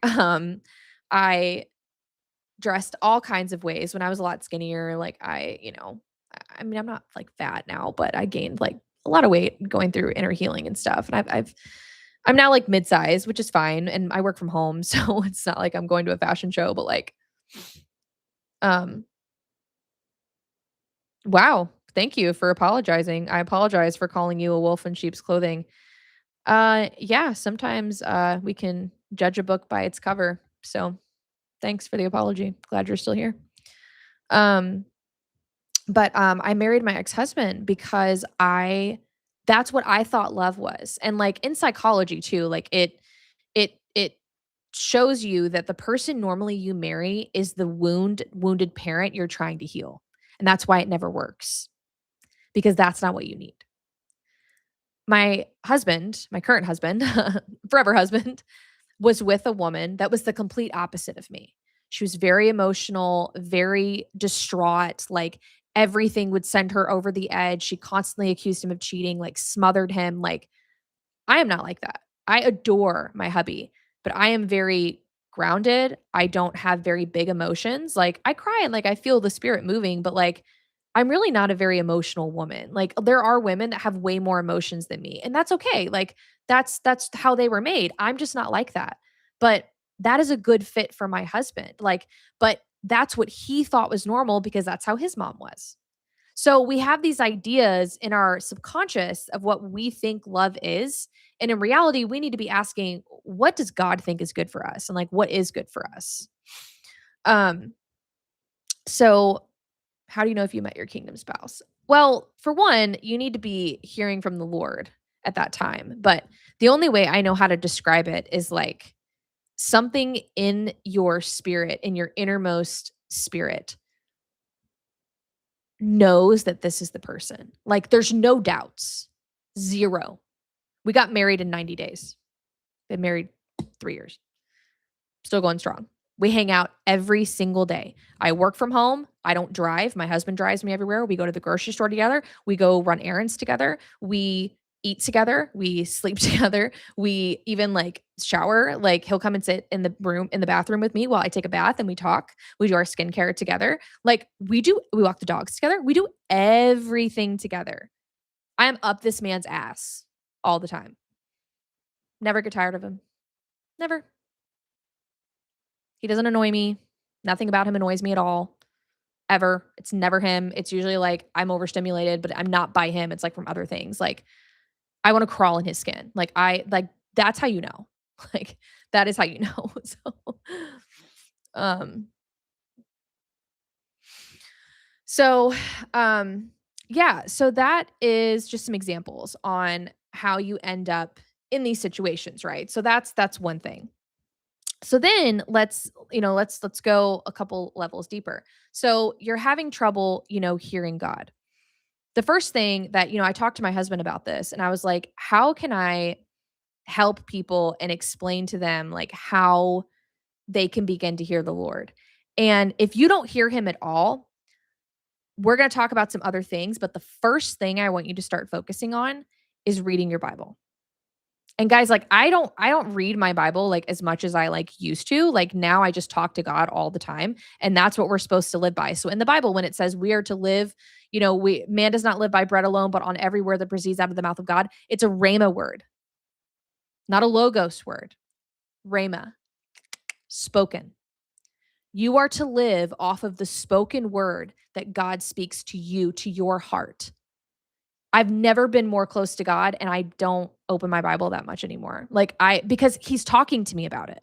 Like I'll look up a scripture, but he's like talking to me about it, guys. Like before I just wasn't hearing anything and I was reading to understand him. But that's good. Like you got to get to a place where you understand, the attributes of God. Um so sorry, I'm just checking up on the comments. So if you can't hear him, the first thing I want you to do is you need to get out a Bible. And your mission is going to be taking notes on what is the character of Jesus like? Is he judgmental? Is he kind? Is he warm? What is said about him in the Bible? How did people perceive him? How did he treat people in certain situations? How did he treat religious people?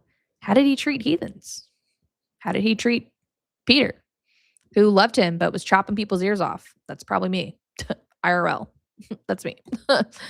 So, that's your first job is you have to understand who God is.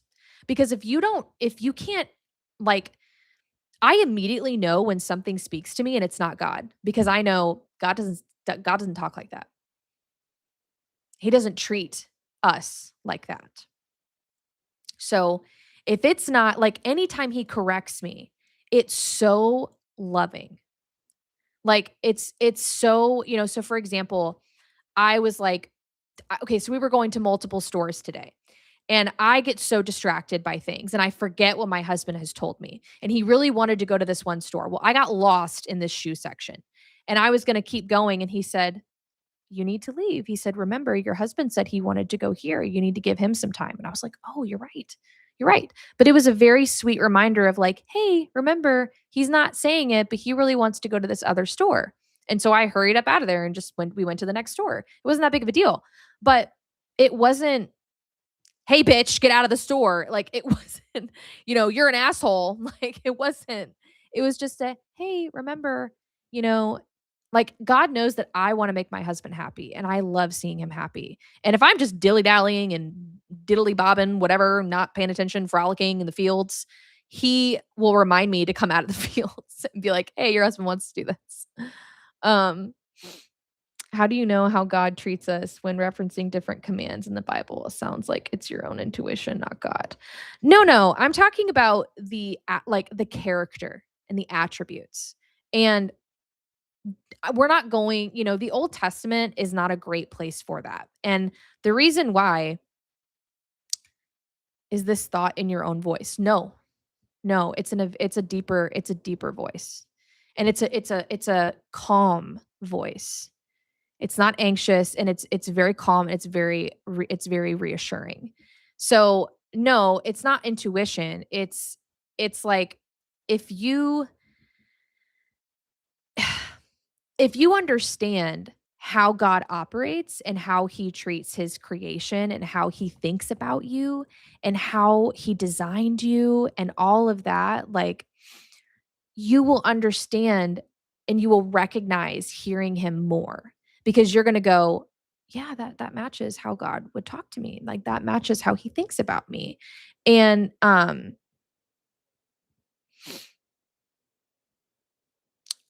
I'm checking all the comments. What version of the Bible do you recommend? I love my Ethiopian Bible. Love it. Really recommend that one. It's the less tampered with one. Um, this is why I disagree with people who say you have to spank your child to discipline them. People who just say this and use the scripture to justify. No, exactly. I do it. I've said the same thing. So like that's a great example. So if your child is misbehaving, the proper interaction should be some emotional maturity, right? You not getting elevated. It should be, hey, why are we doing this? What's going on? What are we feeling?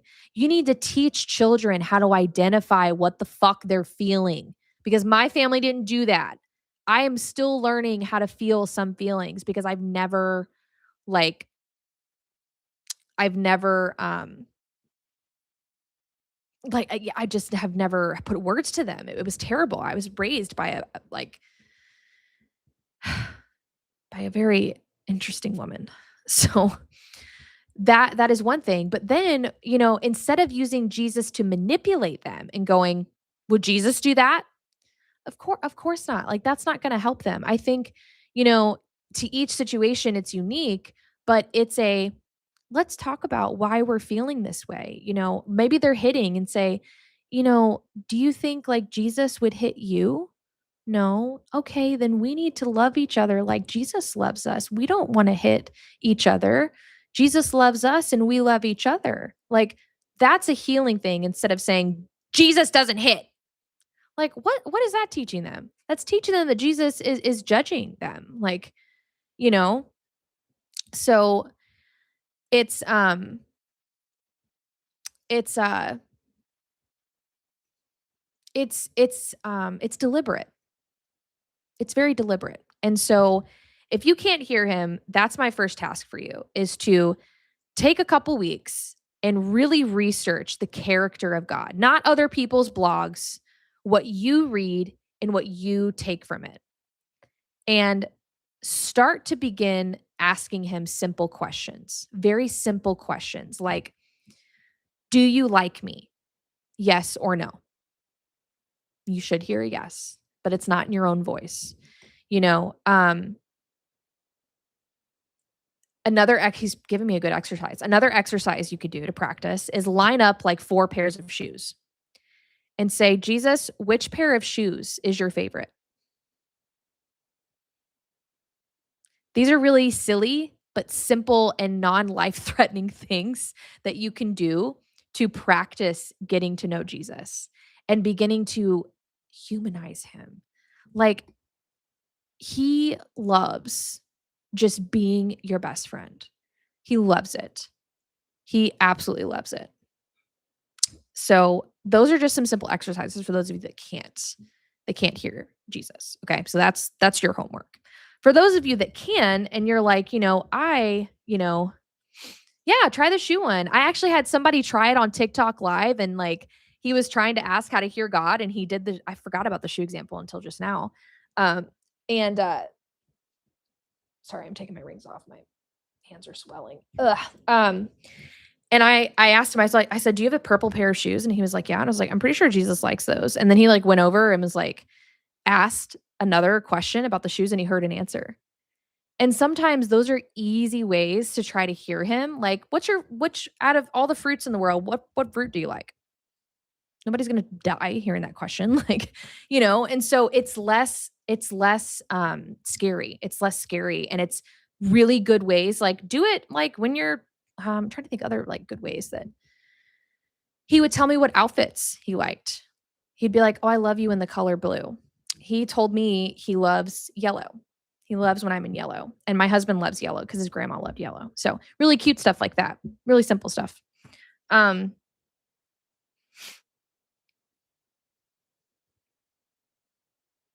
what?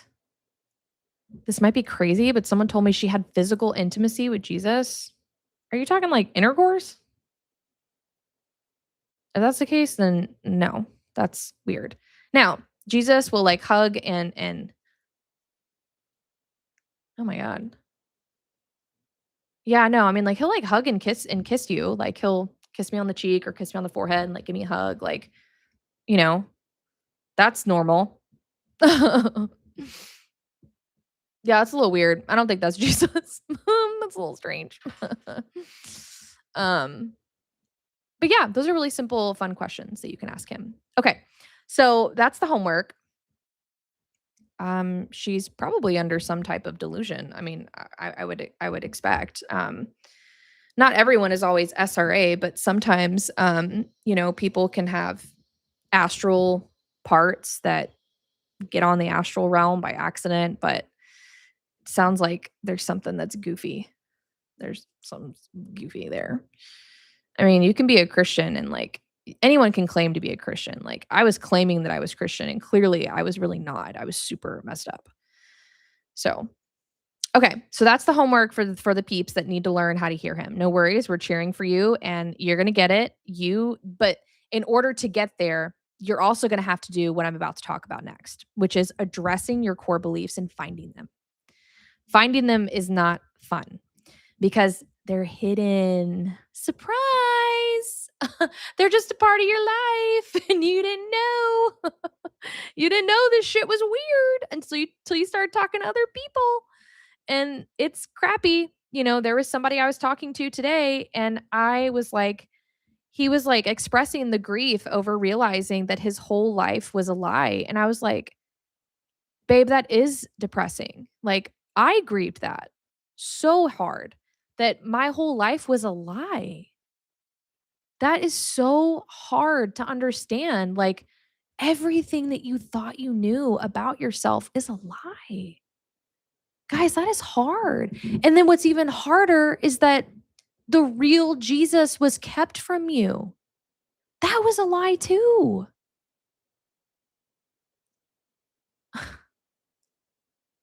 You had the real Christ kept from you, hidden away for other people's agendas.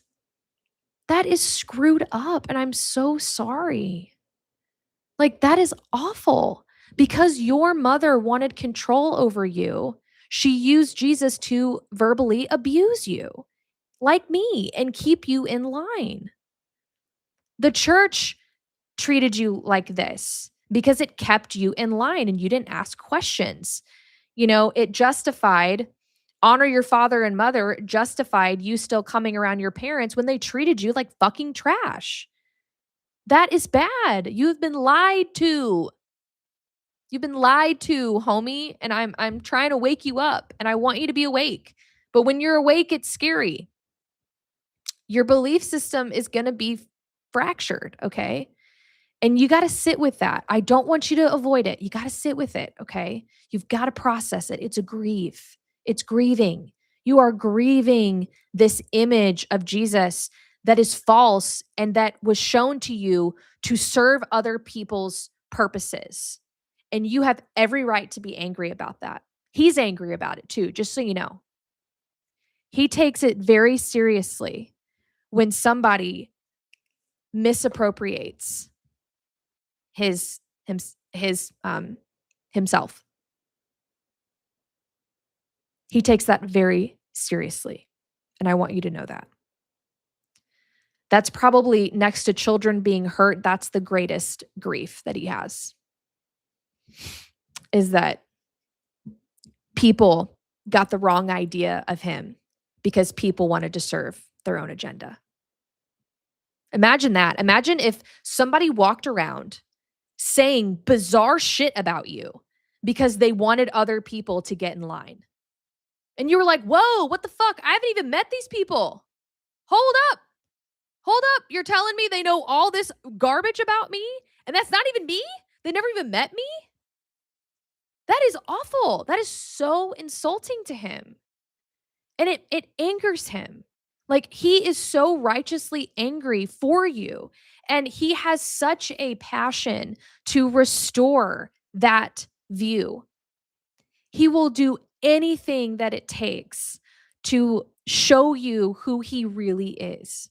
I promise you. He will go to the ends of the earth to show you who he really is and to deprogram all of that crap about him that is not really him out of your head. He will do it. It's very important to him, okay? Like I'm being so serious. He is on a mission so that you have a paradigm shift and instead of seeing him like this, you see him rightly. That's very important to him. So, when we think about, these core beliefs, right? We're going to have to start Abby, did I miss a lot? Yes. We've been live for almost 2 hours. It's okay. You can watch the replay. We're talking about core beliefs. So let's go back to these core beliefs, right? So now that I want you guys to start. This is your homework. We want to start thinking through these different questions. What do I think? Be honest. Don't give me the religious bullshit answer. Don't do that because that's your programming. Oh, Jesus loves me. Yes, I know. Yes. Shut up. Shut up. You don't believe that. If you did, you wouldn't be in this situation, homie. You don't believe that. What do you really believe? I believe he thinks I'm a garbage can. Great. Awesome. Let's write that down. Start. Love it. Okay. So these are the things you got to be honest. If you do the religious lying, evading thing, you're still going to be in the same circle of shit. Stop. Stop. He doesn't care. He's not offended. He is upset that you have been shown the wrong version of him and he wants to fix it. So right now, he is your little therapist and he's taking all these little notes. Okay. She thinks I don't care about what she looks like. Okay. She thinks I don't care that her father abandoned her. Ooh, I hated that. Okay. Make a note about that. He's very concerned. Okay. He's hyper focused on that. So I think Jesus is so loving that I can't even imagine his healthy love. Like, what? I don't know what that means, but but okay, so that's one question is do I think Jesus cares about me? Genuinely, do you think that Jesus thinks about you often? That's one.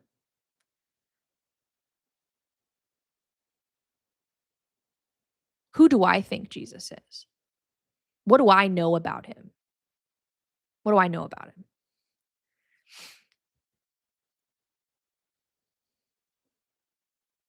Yep.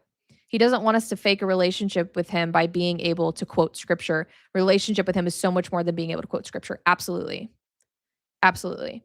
No, you are. Yeah, I'm learning what healthy love is. I'm learning it through Jesus. I'm learning it through my spouse. Like I'm learning it at 30 years old. Like it's okay. We weren't taught that, guys.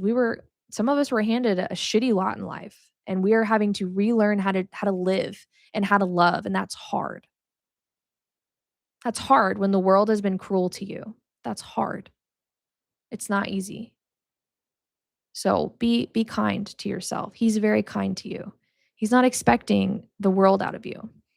The other question is do I think Jesus is like do I think he is watching me? Like is he watching me to make like is he watching for me to make a mistake? What do I think happens if I make a mistake? What's going to happen? Is Jesus going to be pushed away from me? Is he not going to care about me? Can I not hear him anymore? Do I think Jesus wants to talk to me about my clothes? Why do you think Jesus? Why have you not asked Jesus these questions? Is it because your parents never asked you? My parents never asked me how I felt ever. It actually caused quite a bit of trouble in my marriage because I wouldn't ask any questions. I would actually, this is so fucked up and backwards, but I would actually I wouldn't ask anything because I would expect my husband to tell me every single thing instead of asking an engaging question and like having a dialogue. Guys, that is goofy. I didn't know that was weird until my husband had like some interactions like with my family and he was like, "Oh my god, like none of you ask each other any questions." And I was like, "Yeah, nobody gives a shit." We all just talk and like have to say, "I'm unwell, help." Like there is no, "How are you doing? You good? You all right?"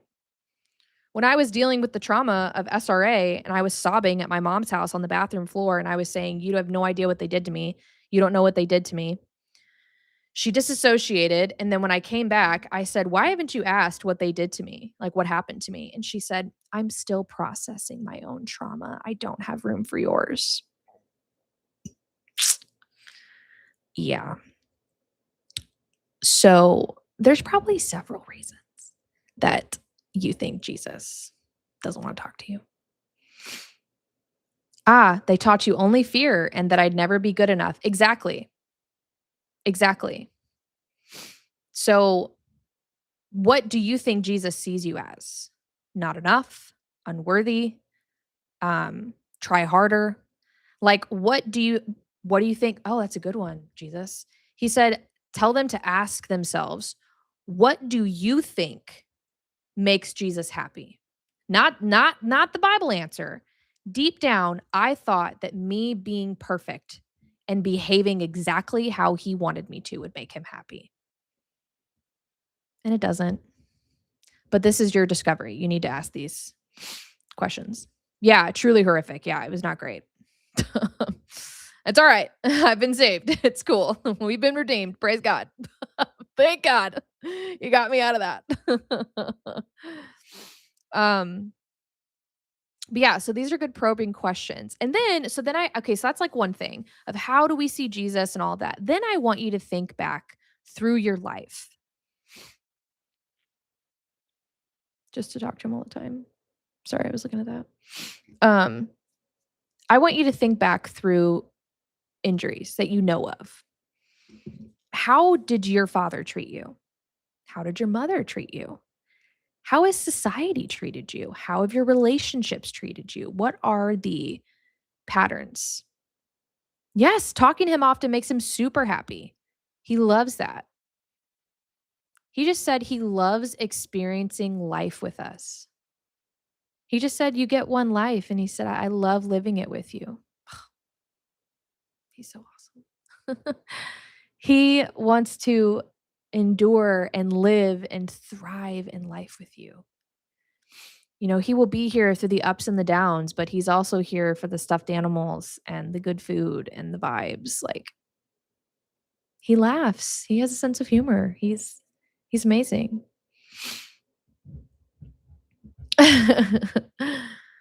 What it means is, guys, like, I'm not joking. Like, I talk to him 24/7. I'm, like, talking to him about my day. Like, while I'm talking like, while I'm doing this live, I'm talking to him about what we're talking about, and I'm like, "Okay, what else do you want me to say?" And he'll be like, "Oh, you should say it like this." I'm like, "Okay, cool."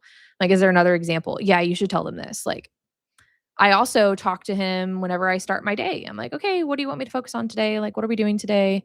I'm like, "What should I eat for breakfast?" Or he'll be like, "You're really dehydrated. You need to drink some water." I'm like, "Oh, you're right, Jesus. I am really dehydrated. Thank you." So, yeah, he reminds me to drink water. He reminds me to eat.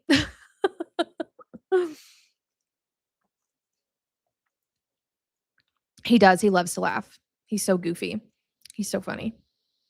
So, I want you to think back through these experiences and through these lenses of your life and think, okay, what do I think is normal for a father? Like, what was my, um, I thought spiritual warfare was should I go on a trip or help with the church building fund? I thought that the Lord was too busy dealing with wars and started to deal with my crap. Oh my gosh, no, dude. No. No, I mean, we ask him where to go on vacation. What should we do on vacation? Where should we what should we do today? Like, you know, like what is he thinking about today? Like what does he care about today? Like today he told me to make a Shopify. I was not thinking about making a Shopify. He was like, "You should make a Shopify." And I was like, "Jesus, why?" I was like, I don't want to make a bunch of profit." And he was like, "Some of them really just love you and want to support you." And he was like, "You're not trying to make a killing doing this." And he's like, "And if you make cool t-shirts of me," he's like, "you're spreading the word of God." And I'm like, "All right." But I would have never had that idea. That was his idea. So, but no, I mean, he is so involved in the details. Like, oh my God, let me tell you about my dogs. So, my older dog, she had two rotten teeth in her mouth. Okay. And we were going to have surgery to get it done. And we did not have the money for it. And we were giving the dogs bread of Christ every day. We all take the bread of Christ every day and we drink, you know, blood of Jesus, whatever, but mostly it's bread of Christ. We're feeding our spirits and then we bless the dogs. You should be giving your dogs communion if you're not. 'Cause it's part of your sheep. It's part of your flock. You need to be taking care of them. So, we pray over them obviously and we give them the bread of Christ every day. We are sitting in the bed one night. She is at the end of the bed, laying down. We're all peaceful, reading books on our phones, whatever. All of a sudden, she jumps up and squeals and runs away from the bed. And we're like, "Oh my God, like, did she fall? Like, what happened?" And we look on the bed, and her entire rotten tooth is sitting on the bed. Jesus yanked the tooth out of her mouth. No blood, no nothing. Rotten tooth gone. She had another one. He knocked that one out too. This one was in the floor over here. We take her back to the vet and they're like, "Yeah, those two bad teeth just fell out. She's fine now." He cares about your pets. Like, he cares about that so much that he yanked my little dog's toofer out. We were like, "Jesus, can you fix her? Like, we don't want to have to put her under." And he was like, "I got this." It took about a month between us praying and then it happening, but he took care of it. So he cares about a lot of things that you don't think he cares about. He cared about yanking my dog's rotten tooth out. Like, that's pretty low on the priority list, I would think, in terms of a religious person. He's awesome. So he does stuff like that quite a bit. So he absolutely does care. He absolutely does. So, okay, so that's your homework is if you can't hear God, look up the attributes. Can you explain more about taking the bread of Christ and what you do? I didn't grow up really doing that. Not sure what to do. The Lord actually taught us how to do it because we were doing it to edify my spirit. So we just basically, it's like remembrance of him. So we'll take like a Cheez-It and we'll just say, "Okay, thank you for the bread of Christ, Jesus." And then feed it to the dogs. And me and my husband, we all take the bread of Christ every day. That's it. It's just a reminder and it's an edification of our spirit that we are honoring the body and the blood of Christ. That's basically, it's like communion, basically. So very simple, nothing crazy, very simple. Yeah, no problem. But yeah, so when you think about like and I tell you guys these stories because they're really simple things, but they were big things to us and he came through. And he wants to do that for you too. He really does. Like anything that you need taken care of. Now, remember, we got to have our home that's in the right order. So because my husband stands as the head of our household, as the spiritual head, and we are in right alignment, our house is very blessed. Our girls are taken care of, the dogs are taken care of, like they are blessed because my husband is in right standing with God. So if you're married and that's not happening, you got to get that right first. Whatever that looks like. And if he's not getting with the program, you might need to go. I'm just telling you, like you can pray and whatever, but there needs to be an order in the home. It doesn't mean that you're less than. That's not what this means. Like I see and hear the Lord 5 times more than my husband does, but he is still the spiritual head of my home and takes the responsibility of our safety and our well-being. And he will sacrifice himself before I do because that's his role. And I honor him for that. Like he drove us home for like 24 hours because I was so ill and so unwell. And he was sleeping today and I got up. I was really quiet. I took the dogs outside so he could sleep. And then I went and got him like his entire order from Chick-fil-A and some coffee. He had a really slow morning. Like it's a really sweet gesture, but it's me saying, "Thank you." Like you went on 4 hours of sleep to get me home so I could be well. Now this is me saying thank you for putting me first. Thank you. So we got to get that in alignment. Um, Reading. We will be praying, yes. I'm learning how to navigate spiritual warfare and my theological views. It's difficult, but I think it's one of those things that takes time. It does. You're going to have to put some of your theological brain on the back burner because Unfortunately, theologians were the Pharisees, and they could not perceive what Christ was doing sometimes because theology got in the way. And doesn't mean theology is not good, but if it's at the expense of experiencing Christ, it's a problem. It's a problem at that point. So, okay, so we've talked about a lot. Kind of coming to a close ish is, I wanted to give some other examples at the end. Yeah, exactly. Some Christians killed other Christians over theology, which is just insane. Now we have all these different weird sects, which, God never wanted us to have a bunch of different branches of Christianity, by the way, FYI. Nor were we ever supposed to have a fucking building or a mega church. Don't let me, I'm going to focus. I'm not going to rant on a bunch of people today. I'm not going to do it. Okay. So some other examples of parent related core beliefs, because I just want to get your brain, I want to get you noodling on these things of what could be lurking in your subconscious that you don't think about. Orphanhood, abandonment, orphanhood of, and you can best guess what? I was emotionally orphaned by my parents. They were present, didn't mean they were doing a fucking thing. They weren't physically abusive. I had food. I had nice clothes. I had a nice house. Does that mean that I was emotionally taken care of? Absolutely not. I was emotionally starved and abused in certain ways. So I was abandoned by my own dad for allowing my mother to behave like this. What is this one? My husband's handwriting is like that of a goose. Unwet. Oh, unworthiness. Okay. So are you unworthy? Perfectionism. Like you're, not worthy. You're never going to measure up. Like the grace of God is a powerful thing. And I want you to understand what that really means. The grace of God is you not measuring up, and Jesus is okay with that. That is what grace is for. When you screw up, grace is there because you love him and you're human and you're repentful and you're sorry, or it was an honest mistake and his grace covers you. Like, thank God for grace.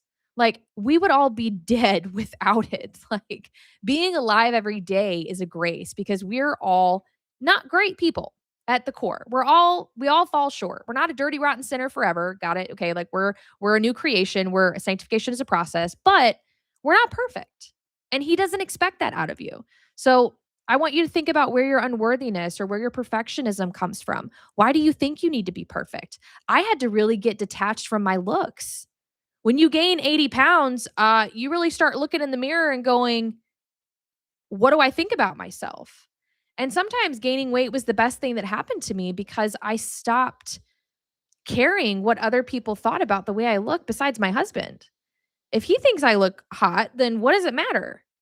Like, I'm going to be a mom someday anyway and probably have mom pooch. Like, I'm not going to look great for forever. Botox can only do so much for so long.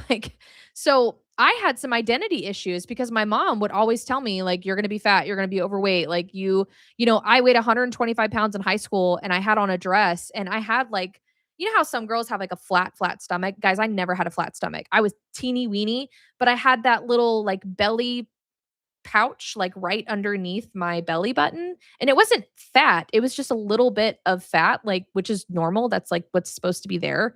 um and I was 125 pounds and I was wearing a dress, and my mom was like, we need to get you some Spanx so your tummy's not showing. What fucking tummy? I weighed 125 pounds. Like, that shit fucks you up. So I thought I always had to, I like never wore tight dresses again after that. And I probably should have, because I was in my skinny girl era. I probably could have wore all kinds of cute dresses, and I really can't now. You don't want to see this now, but but it's those types of things. Like, where do your identity issues come from? You know, um, feeling second rate or second tier. Did somebody always come before you? My dad's feelings came before my own. My mom cared more about my brother than me a lot of the time. She expected more out of me and didn't expect him to do shit. I was cleaning and scrubbing bathrooms at 8 years old, and she was yelling at me when I didn't do it right, but my brother never cleaned a bathroom until he was 12. And then when my dad tried to defend me and say, "Andrea," oh, I don't what is her name? On blah blah. I'll probably try to bleep this out. But when he would be like, "Hey, you did have Angel cleaning bathrooms at 8." She, like, started screaming and lost her mind.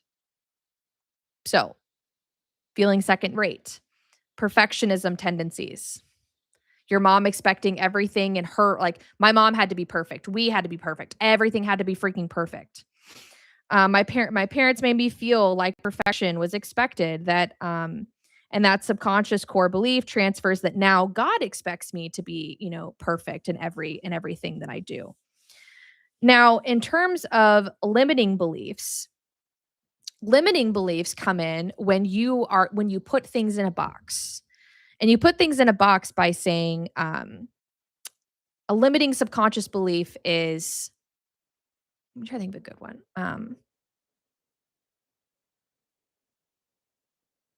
My mom never went to college, so I'm gonna be stupid. I'm the smartest person in my family. I have a super high IQ now. Super high IQ. So, things like that. My dad was a shitty dad, so I'm gonna be one. That's my husband's biggest fear. I'm just like, "You are so dumb. Like, you are gonna be the best dad on the fucking planet."